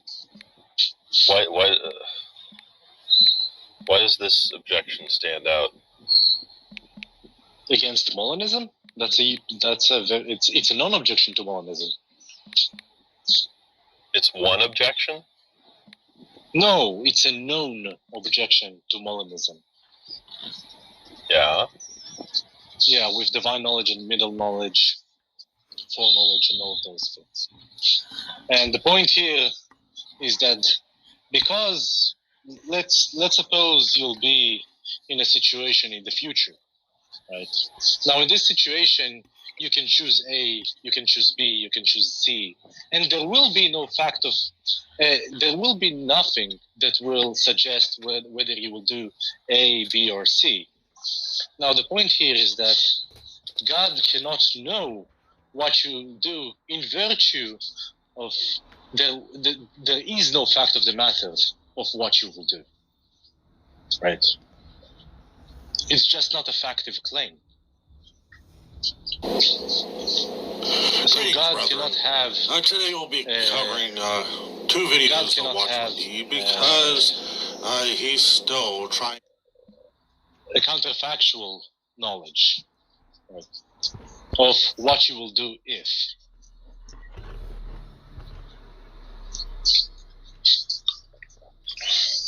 And that's the whole point of rejecting Molinism, which in turn rejects the free will defense.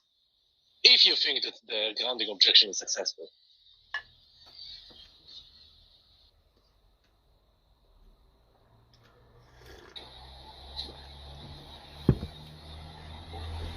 Okay.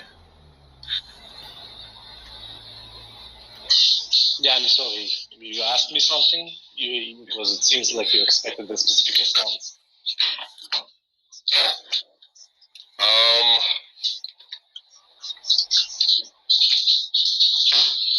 Well, yeah, that's one way to attack the free will defense, I guess. But it's not really attacking it directly. No, it's not attacking it directly. It just shows different problems with the free will defense. I sort of am sympathetic to the free will defense, though, and I got the sense that you felt the same. No, I am feeling the same. I do think that, well, let me be not humble like for a moment. I do think my rendition of the problem of evil is probably the best one that I've read or heard of. So that's not a humble thing to say.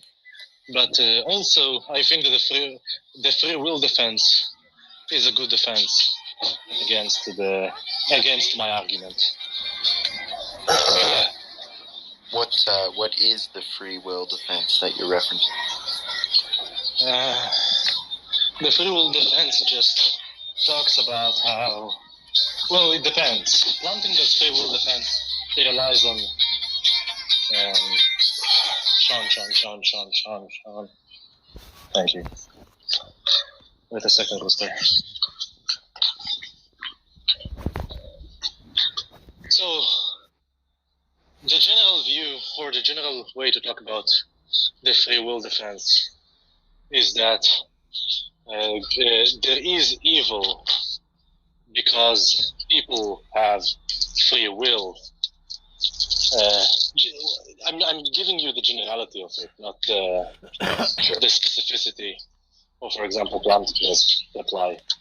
But the reply is that in virtue of us having free will, God cannot really do anything about our will, because then it wouldn't be free. But it's also the case that it's not only in regards to free will, whatever you want to choose. It's also that God wanted to have morally significant free agents.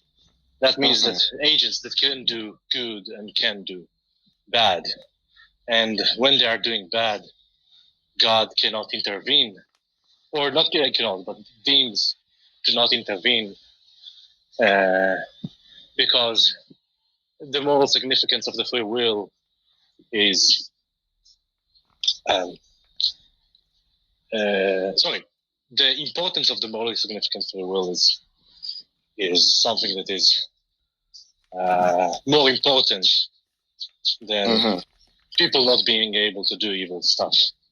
Yeah, I was saying this last night, and I forget who was all in there, but they didn't like that because they were saying, they were taking a specific evil action and saying, "Hey, wouldn't the world be better without this occurring?" And I said, "Yes."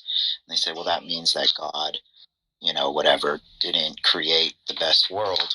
And I said, "He did, but our free will, allowed these evils to enter. So if he's valuing, I guess, I'm assuming I was saying the same kind of generally what you're saying, like if he's valuing free will, that could be, I don't know, could supersede, I guess, like the need for that action to not be there, or like you said, God wants the creatures with free will. So, but yeah, I like that as well. I think that's essentially the Catholic position. I mean, I don't think that's how I feel I was taught, being raised Catholic. Wait, well, not all Catholics have this position. Sure. If I say the Catholic position, I suppose I mean if you could say the Orthodox Catholic teaching or something, or the official position of the church. Yeah, probably you could refer to Augustine, I think, or to.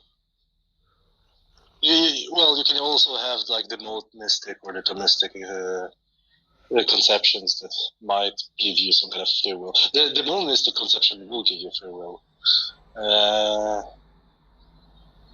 But what I wanted to say. Oh yeah, there are some problems with this type of a defense, but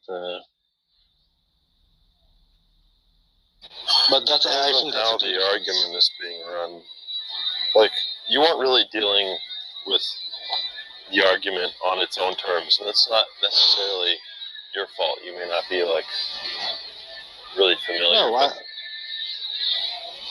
talking to Russo. I will just I will probably just project in my argument. The first premise is if God is omnipotent, he can actualize any possible world. I'll probably just project in my argument. I'll probably just project that premise. Wait, what was the premise? If God is omnipotent, he can actualize any possibility or any possible world. Well, yeah, anybody can reject that. That's prima facie the weakest link in a logical argument from evil. Yeah. I don't think everyone can reject that because because then they'll need to give some kind of an account of what possibility.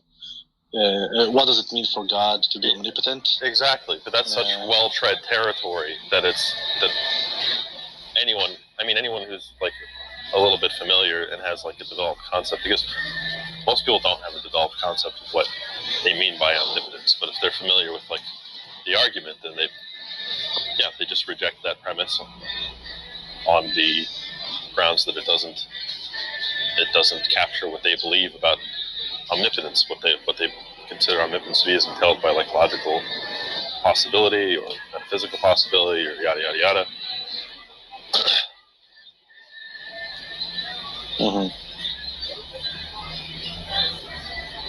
The argument doesn't really refer to specific modality. The modality can be chosen by the theist. Yeah, and Mackey's argument doesn't specify. It just says this is a quasi-logical principle. Because at the time, analyticity was under attack, so he didn't want to commit to any sort of modal claim.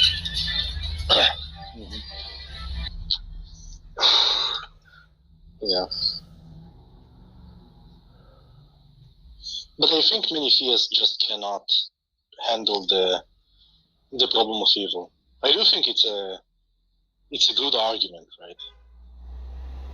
Wait, you don't think any theist can what? Not any theist. I'm saying many theists cannot really handle with the problem of evil? Depends on how it's rendered. It's like, I think it's like a difficult question for them to grapple with, right? But it's not like,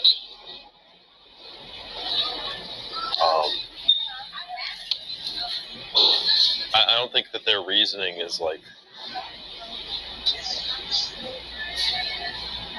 I think they can reason successfully to like a,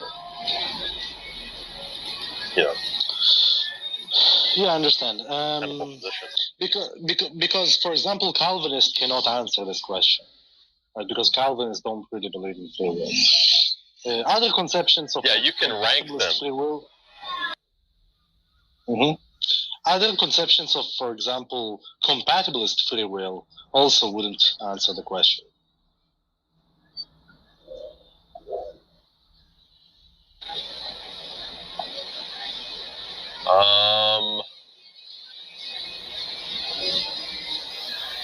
Well, yeah, I don't know what an appeal to compatibilism would look like. What do you mean by that? That you have that one have free will, even if you couldn't do otherwise.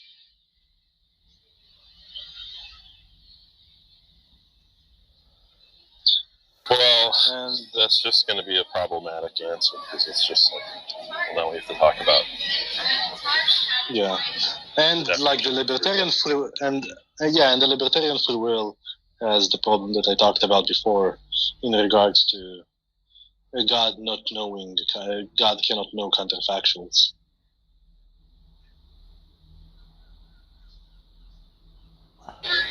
So God cannot know counterfactuals. What is that?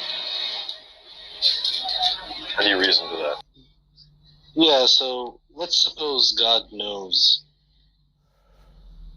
Wait a second. Well, that's the grounding objection. But by the way, are you familiar with that objection at all? The grounding objection in this context, not really. It is so. It is called the grounding objection to Molinism. I'll suggest you to just read it. It's not very long.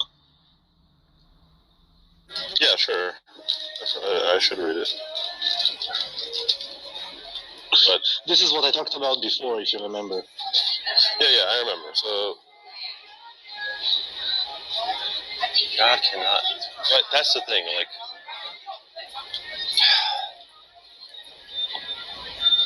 So I accept that it's, you're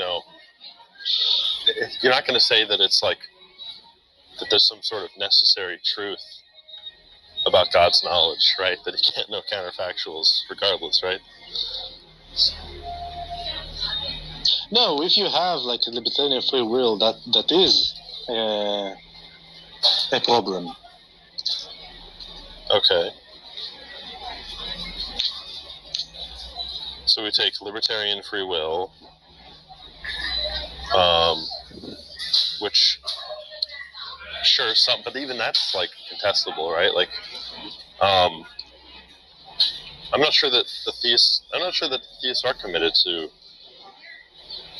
You mean libertarian free will from God's perspective? Yeah. From many perspectives, God has libertarian free will, but specifically in the objection to Molinism, you're saying that you want to say that God has libertarian free will, right?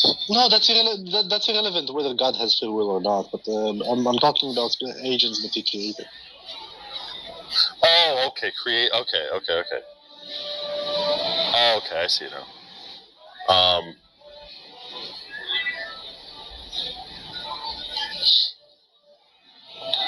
Just think about it in this way. If you could have chose between A, B, and C, right? You can choose between A, B, and C, and there is no fact of the matter what you will choose. Right? How can God know what you will choose if there is no fact of the matter? It's like saying that God knows something that is not factive.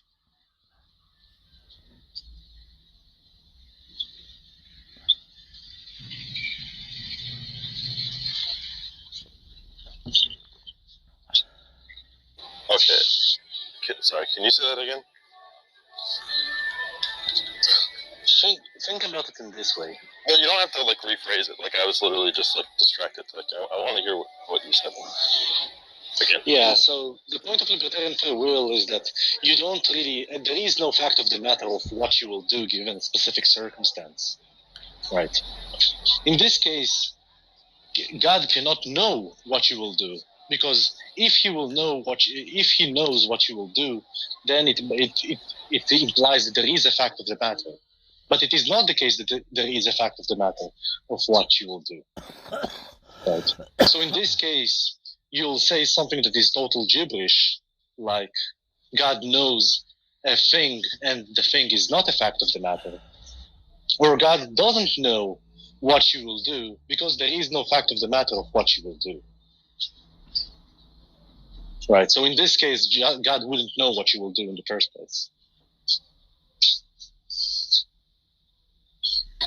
Okay, but are you saying that this is like entailed by classical theism? No, that's entailed by Molinism and like middle knowledge.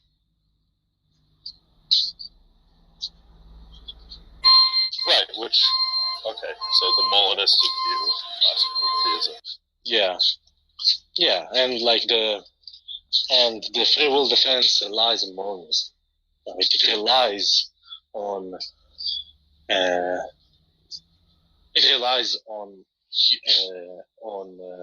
having a libertarian free will.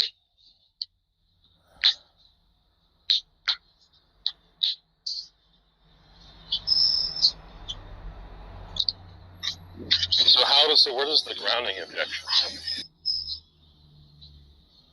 I don't remember where it comes from, but where does it come in? Oh, it comes in regards to God's knowledge. Right? If you accept that God knows what you will do in the future, that implies that there is a fact of the matter of what you will do. But if that's the case, then you don't really have a libertarian free will. But if it is not the case that God knows, then it's just the case that God is not all-knowing. Right? So that there are stuff that God just doesn't know. Right, so... Which is not a problem. You can be like an open theist. You can be an open theist, but then you're not really talking about the omniproperty gods. Or God. Well, I don't think that's true. Wait, why? Just doing the same thing. It's just defining their terms more strictly, right? Nobody. Go ahead. Nobody's saying that God is. Go ahead. Nobody's saying that God is not omniscient because he doesn't know the future. They're saying like it's logically impossible for him to know certain things. Something like it's logically impossible for him to make a squared circle or whatever. That might be a reply. So in this case, God cannot. There are possible things that God cannot actualize, and also there are things that God doesn't know because it's logically impossible to know. Yeah, that makes sense, especially if you take, omniscience to be parasitic on omniscience.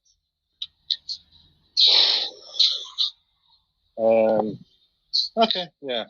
It might be a reply. I just don't think it's a comfortable reply for many theists.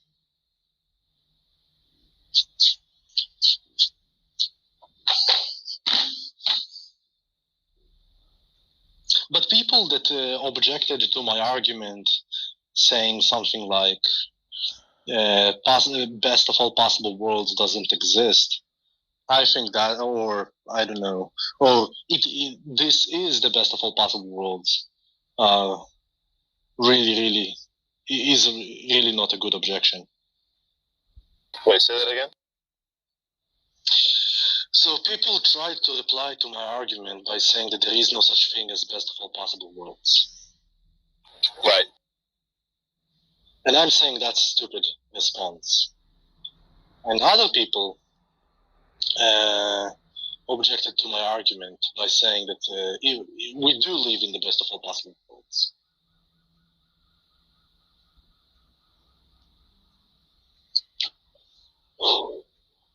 Which is also not a good reply. That's funny. Yeah, which is also not a good reply. So I think the free will defense is probably the only good reply, but it will be very hard for many Christians to conceive of God that doesn't know about the future and cannot do anything because there are free agents. Yeah, open theism. Wait, why would that be hard? What do you mean by... How is that hard? It's just a hard pill to swallow, that's all. I don't think so. I mean, it just seems like a lot of these concepts have been, like, underdefined for a long time, and the theists can just claim that this is a more mature understanding of these concepts. I'm not entirely sure because it might contradict something in the Bible. Again, I'm not really sure about that, but I think in the Bible it's stated just in some verses that God knows the future. God knows all things, but that's just going to be... Yeah, exactly. No, I'm saying specifically about the future. God knows what you will do. Well, I mean, there's... what are those called? Not premonitions. Well, I mean, he predicts the future, right? No, that's not... that's not what it states. Like, it's not like mere prediction. It's not like he's stipulating what will be. Sorry? Like a prophecy.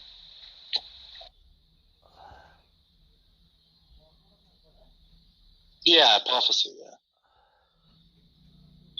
I don't know if there's like a direct thing that says he knows the future. I think there is, but I'm not really committed to that. It just seems to me like there is. He knows fallibly the future.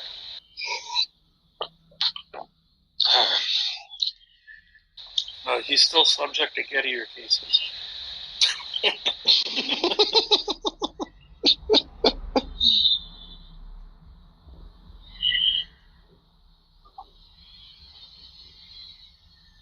Yo, Rooster, are you here?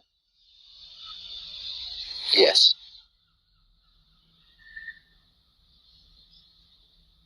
Yeah. So you gave the free will defense? Yeah, I mean, from how you were just sort of simply stating it there, it sounded like the same defense I was using, but I didn't know of it as like by that term.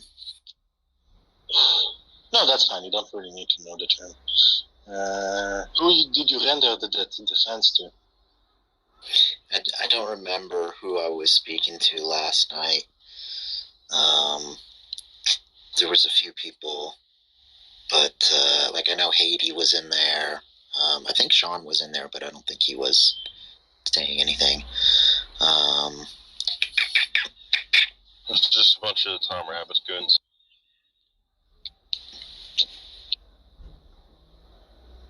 Goons, I like that one. Goons? Yeah, goons. Yeah. Sean is very hostile towards Tom Rabbit, and I'm not entirely sure why. I am too. I don't know why Sean is, but I know why I am. Well, I'm actually less hostile to Tom Rabbit. No, go ahead. Less hostile than yourself before, or than someone else? Sorry? You were about to compare something. Yeah, I'm not especially hostile to Tom.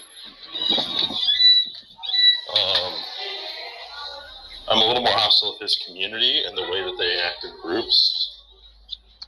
And I'm a little hostile to think that Tom is really thinks he's philosophically adept.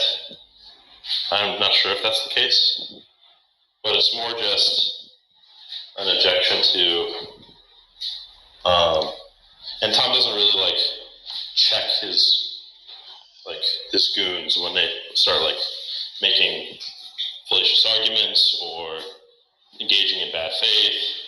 So he either doesn't know what that looks like, in which case he's ignorant, or he does know, in which case he's Mark Duke thinks he's a bad person. And there's also the hypocrisy that they want to get really mad at people for doing those same exact kinds of things when they come into the room. Yeah. Wait. I think Tom himself will admit that he's not very philosophically inclined. Yeah, maybe that's my impression too. But at the same time, that could still be just he still might not be entirely honest about what he.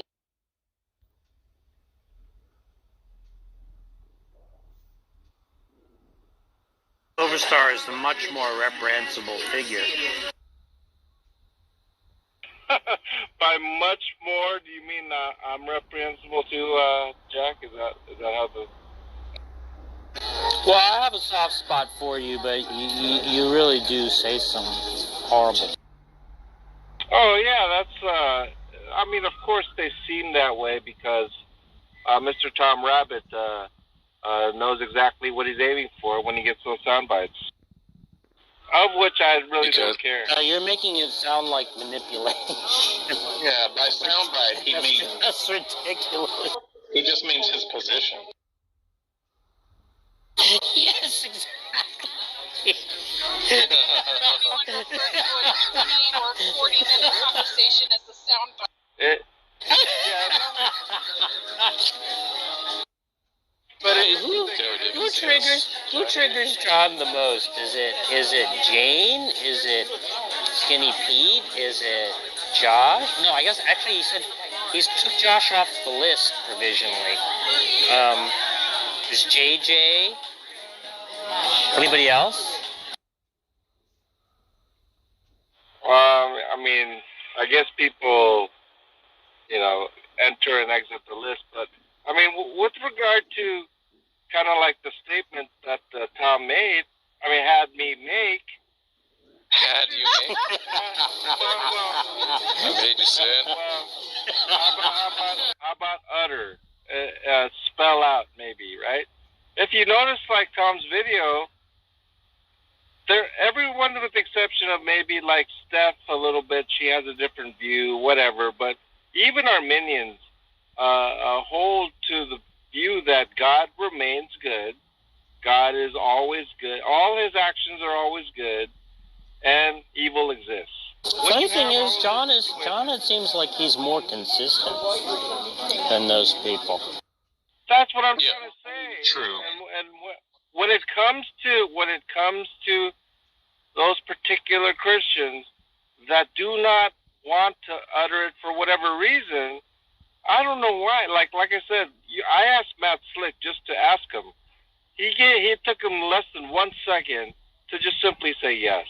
And that's what most Christians do. No, but that's irrelevant. Because Matt Slick also didn't say it. So I don't know. I keep bringing this up. It's not. Listen, you want to test it out? I bet you anything he'll.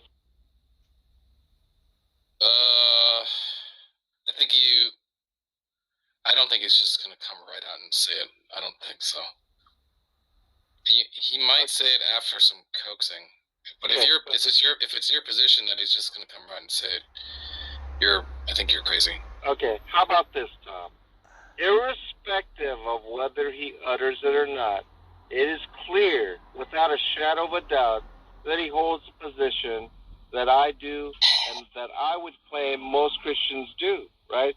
So if it is a claim that my view is somehow outside orthodoxy or is aberrant in any way, that would be based upon what? But because other people will not utter a position we have mutually share. What is he talking about, Jack? All I'm saying is that when people talk about my views being strange or outlandish or not Christian or anything like that, that is actually not accurate. Yeah, that's not really contested. You'd be surprised, Tom. I mean, it was even a couple of times today that was stated.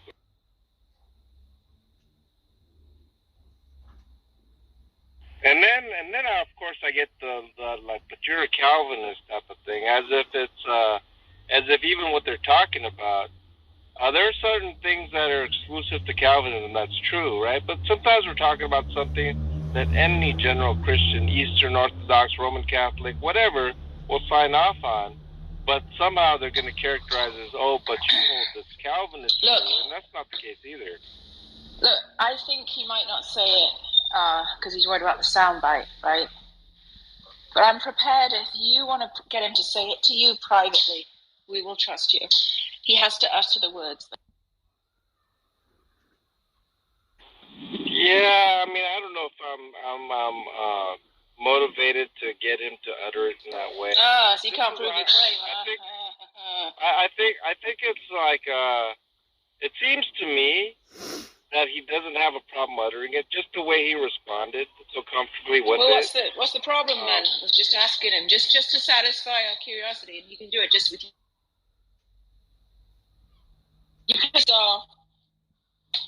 He just has to say someone. Are you saying that he said it the first time? Like, because it sounded like you said he just acknowledged Never said it. Said yes. Never said yeah, it. he just said yes. So he's never John Lee's just bullshitting. He's just fucking bullshitting as usual. Okay, but he agreed with my question, right? I think my question was, do you agree that it was good for God to permit the shooting in Uvalde? I think I asked just like that, and he answered yes or something. Yeah, but, I mean... Shit, he didn't say it. That's the whole... I don't know why you keep doing this. Like, you get half of the equation, and you're like, cool, we're all done here, boys, wrap it up. Like, you fucking know damn well what the entire thing is about. Wait a minute. I think I even asked... You're such a dishonest fucking piece of shit. No, wait. I think I asked it in a certain way. Is it okay to even utter it? Like, and I think he said, like, yes, but it's not a time to say it, or something to that effect, as I recall. Yeah, that is correct. Which is correct. That changes nothing. That changes nothing. Yeah, I mean, to me... In fact, it works against you. He's saying explicitly, I would not utter it. I don't know. I don't know about that. I mean, you have the clip. Well, I don't. When he's saying like, I'm not going to say that because it's like sensitive. You take that as him saying, I will utter it? You're high. So he's saying that, according to you, Tom, you're saying that he agrees, but he doesn't want to utter it. Basically, yeah, of course. That's what you're saying? Exactly. Yeah, exactly. Well, I'll tell you what, Tom. If I had that position, I have no problem uttering it. How about that? Well, we know that. You already did.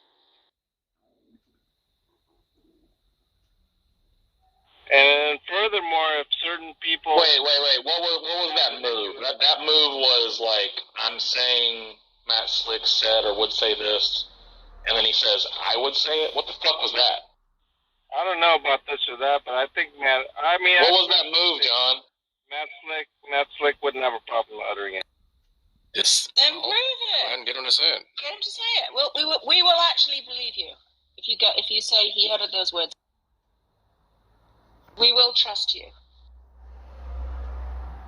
Yeah, but I'm not. This guy's got a radio show and a ministry. Do you think he wants to say shit like that, John? He'd say it privately. He might say it privately. So stupid. Can you invite Darth?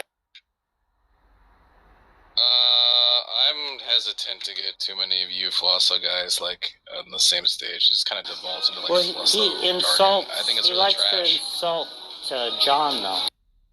I think he likes to insult me more though, or like start like stupid. Well, that depends on the day. Well, I mean, it just seems like you're agreeing with me that it's just like, unpredictable and like that I'm also You not can interested always in. mute him or put him back down. No, it doesn't work like that because then he gets salty. So I would rather just not have him up. If there's a danger of someone getting salty when they get moved down, it's best to not ever bring them up. I've learned. You know that.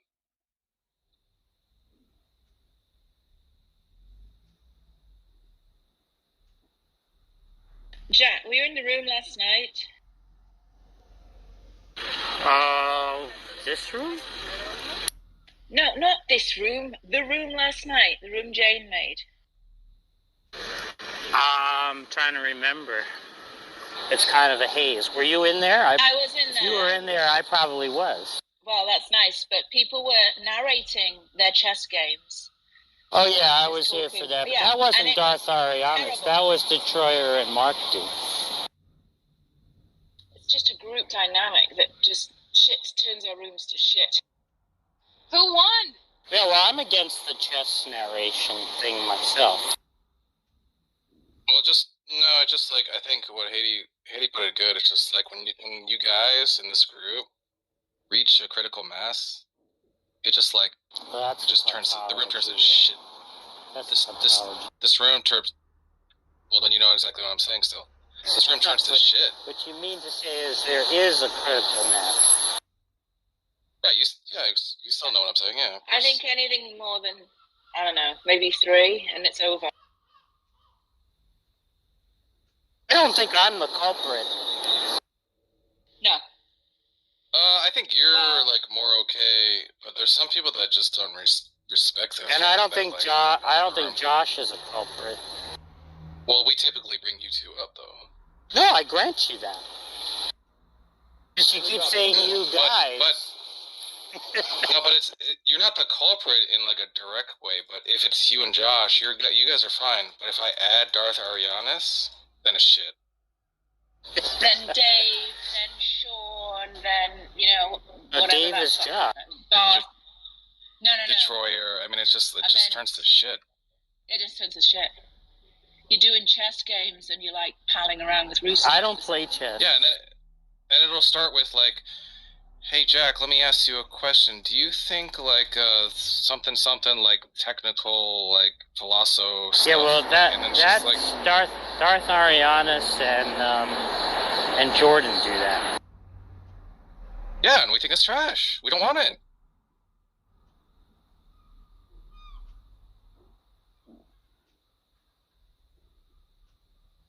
I mean, it's not like it's not been made known. We don't want that garbage. So I was just like, what other choice do I have?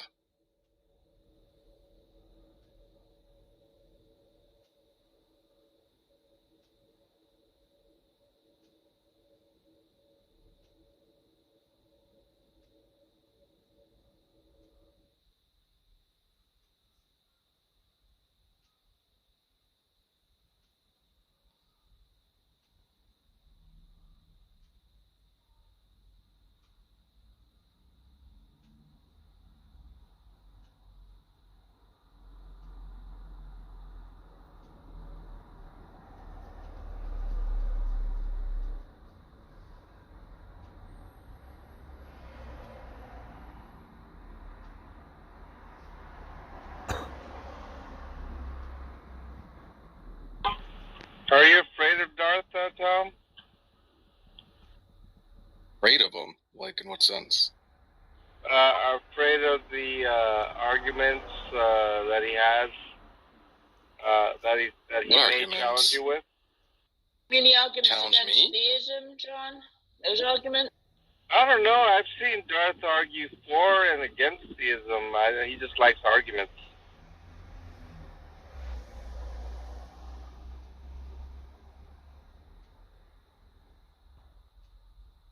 He's a little bit like Sean in that way, but I mean, Darth just likes arguments, I guess. Yeah, I just think it's weird when people say our rooms are trash and then get upset when they're not invited. Yeah, it's very bizarre. Why do you want to be in a trash room?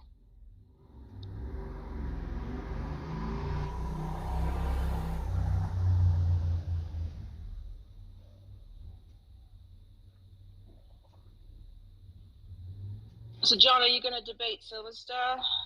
Because that's the only way I would want him on stage, if you're willing to engage with him. Well, the thing is this. I mean, I can easily defend my faith, but I mean, just the sheer absurdity of what angle he's trying to take. I mean, it doesn't even deserve a response. That's kind of like my opinion on that. I think the Newcastle way of saying it is upset. Upset.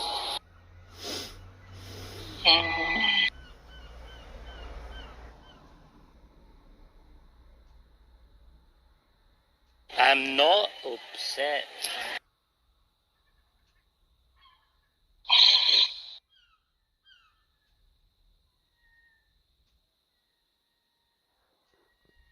I think it would just be better off if he wants to have a presentation like he loves to do, just orate for half an hour straight. You could probably invite him and he'll give you the rundown of what he's Well, talking what about. even is the theological disagreement? I mean, I can't stand Silver Star, but I'm just curious. Like, what is he claiming is the theological disagreement that you two have? There's a phenomenon going around in the 21st century where Arianism and Gnosticism, these early church heresies, are kind of resurfacing. You know, kind of like how Soltruism is resurfacing in the Scandinavian countries. Kind of like that a little bit. You know, maybe how like the paganism in Great Britain as well. Anyway, because this is actually going on, what Silver Star is trying to do is saying that I am a part of that sort of like a little mini movement that kind of happens, and saying that I have all the telltale signs of this particular movement. But what's a specific theological claim that you make that he disputes, or vice versa? Well, the thing is that I talk about experiential knowledge, right? That's exactly what the Bible's talking about, experiential knowledge. However, what he's trying to claim is that, well, that's Gnosticism in the sense of like esoteric knowledge, right? I don't believe in that type of esoteric knowledge, and he can't claim that I believe Jesus is a phantom, which is central to Gnosticism, right? But he's still going to somehow work around a way to try to fabricate a narrative to where I think of it as some sort of a cult activity. That's what I imagine he's attempting to do. I really don't actually know. That's just what I suspect. Oh, sorry, I forgot I'm late to be someplace. I'll have to ask you about this later. Yeah, just from what little I've heard, I think that's the angle he wants to take.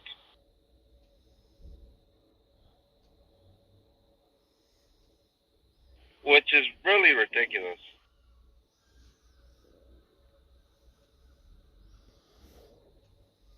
Oh, Jack left? Fuck.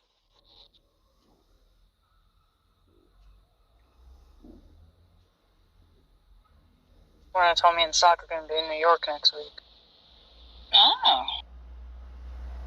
I think that I'm not really interested in having Silver Star up just to do a lecture about you. If you're not willing to fight back, it doesn't sound very interesting, because we've heard that before.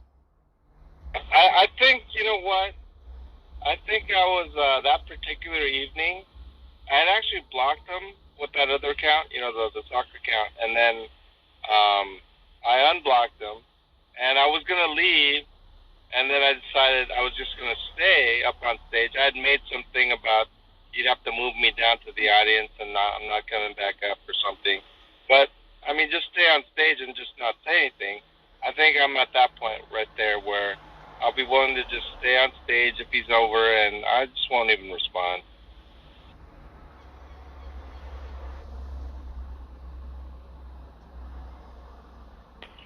He can lay out his argument all he wants. John Lee is a coward. What, are you afraid of silver surgery? Last time when Daniel set up the whole debate thing, John Lee was like, "I'll just leave. I'll just tuck my tail and run like a bitch." Yeah, I don't know why you couldn't just destroy him. I mean, he doesn't even have a good argument. Yeah, I mean, like I said, it's not that I'm afraid, but it's just that I just don't want to engage. Pussy. So why'd you ask Tom if he was afraid? Because there's a difference in preventing Silver Star from coming and not. You just said you'd engaging. leave. You said you'd leave. So are we supposed to leave in our own room? Right. Yeah, no, I agree. I changed my mind because I thought that was unnecessary to leave. And to be honest, I was curious at what angle he was even attempting to go. What's this background noise? Is that noise? Or a motel? It's really loud. Mo, you're hot mic. Sorry, guys. Looks like he's pushing a squeaky cart.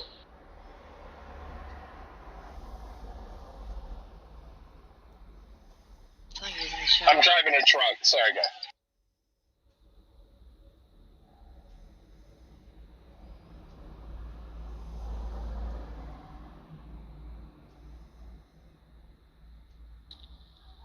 There's a room called atheism, more like dummism. It's not that one guy, is it? The autism guy? No, it's... Well, Rashad's in there. The theists in there are Rashad and Uri.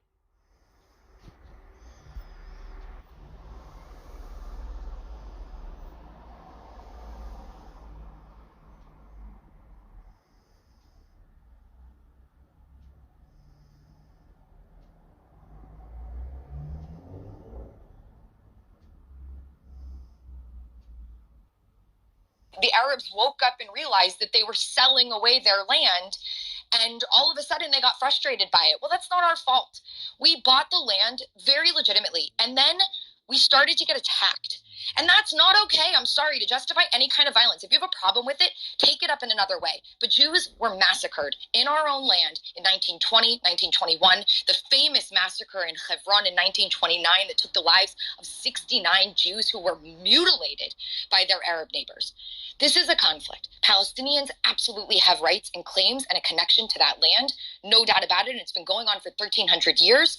From the time that the Arabs... Talk about Baruch Goldstein in Hebron in 1994. Okay. Hold on. You want to jump to 1994? I'm not jumping. Please talk about the massacre. Morbid. Let's talk about the massacre. Okay, Morbid. You want to talk about a massacre that happened in 1994?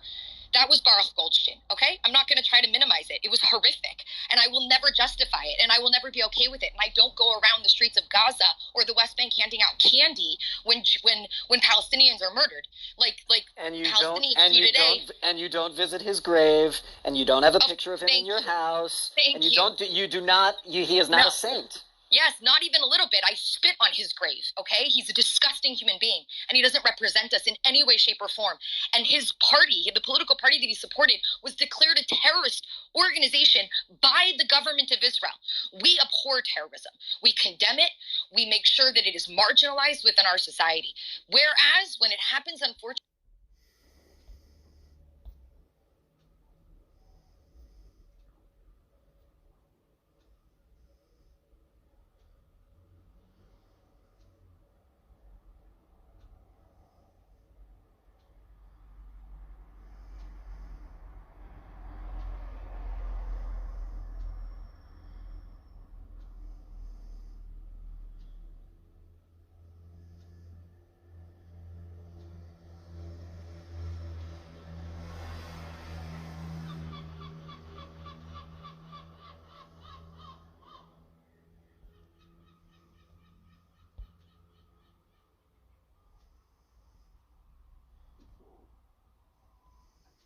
really care, Yeah. Yeah, they care about bums on seats. Well, the church I go to doesn't really have to worry about that ever. It's one of the bigger churches in New York. So do you, like, sign in? Like, how do they know? Is there, like, a sign-in sheet or something?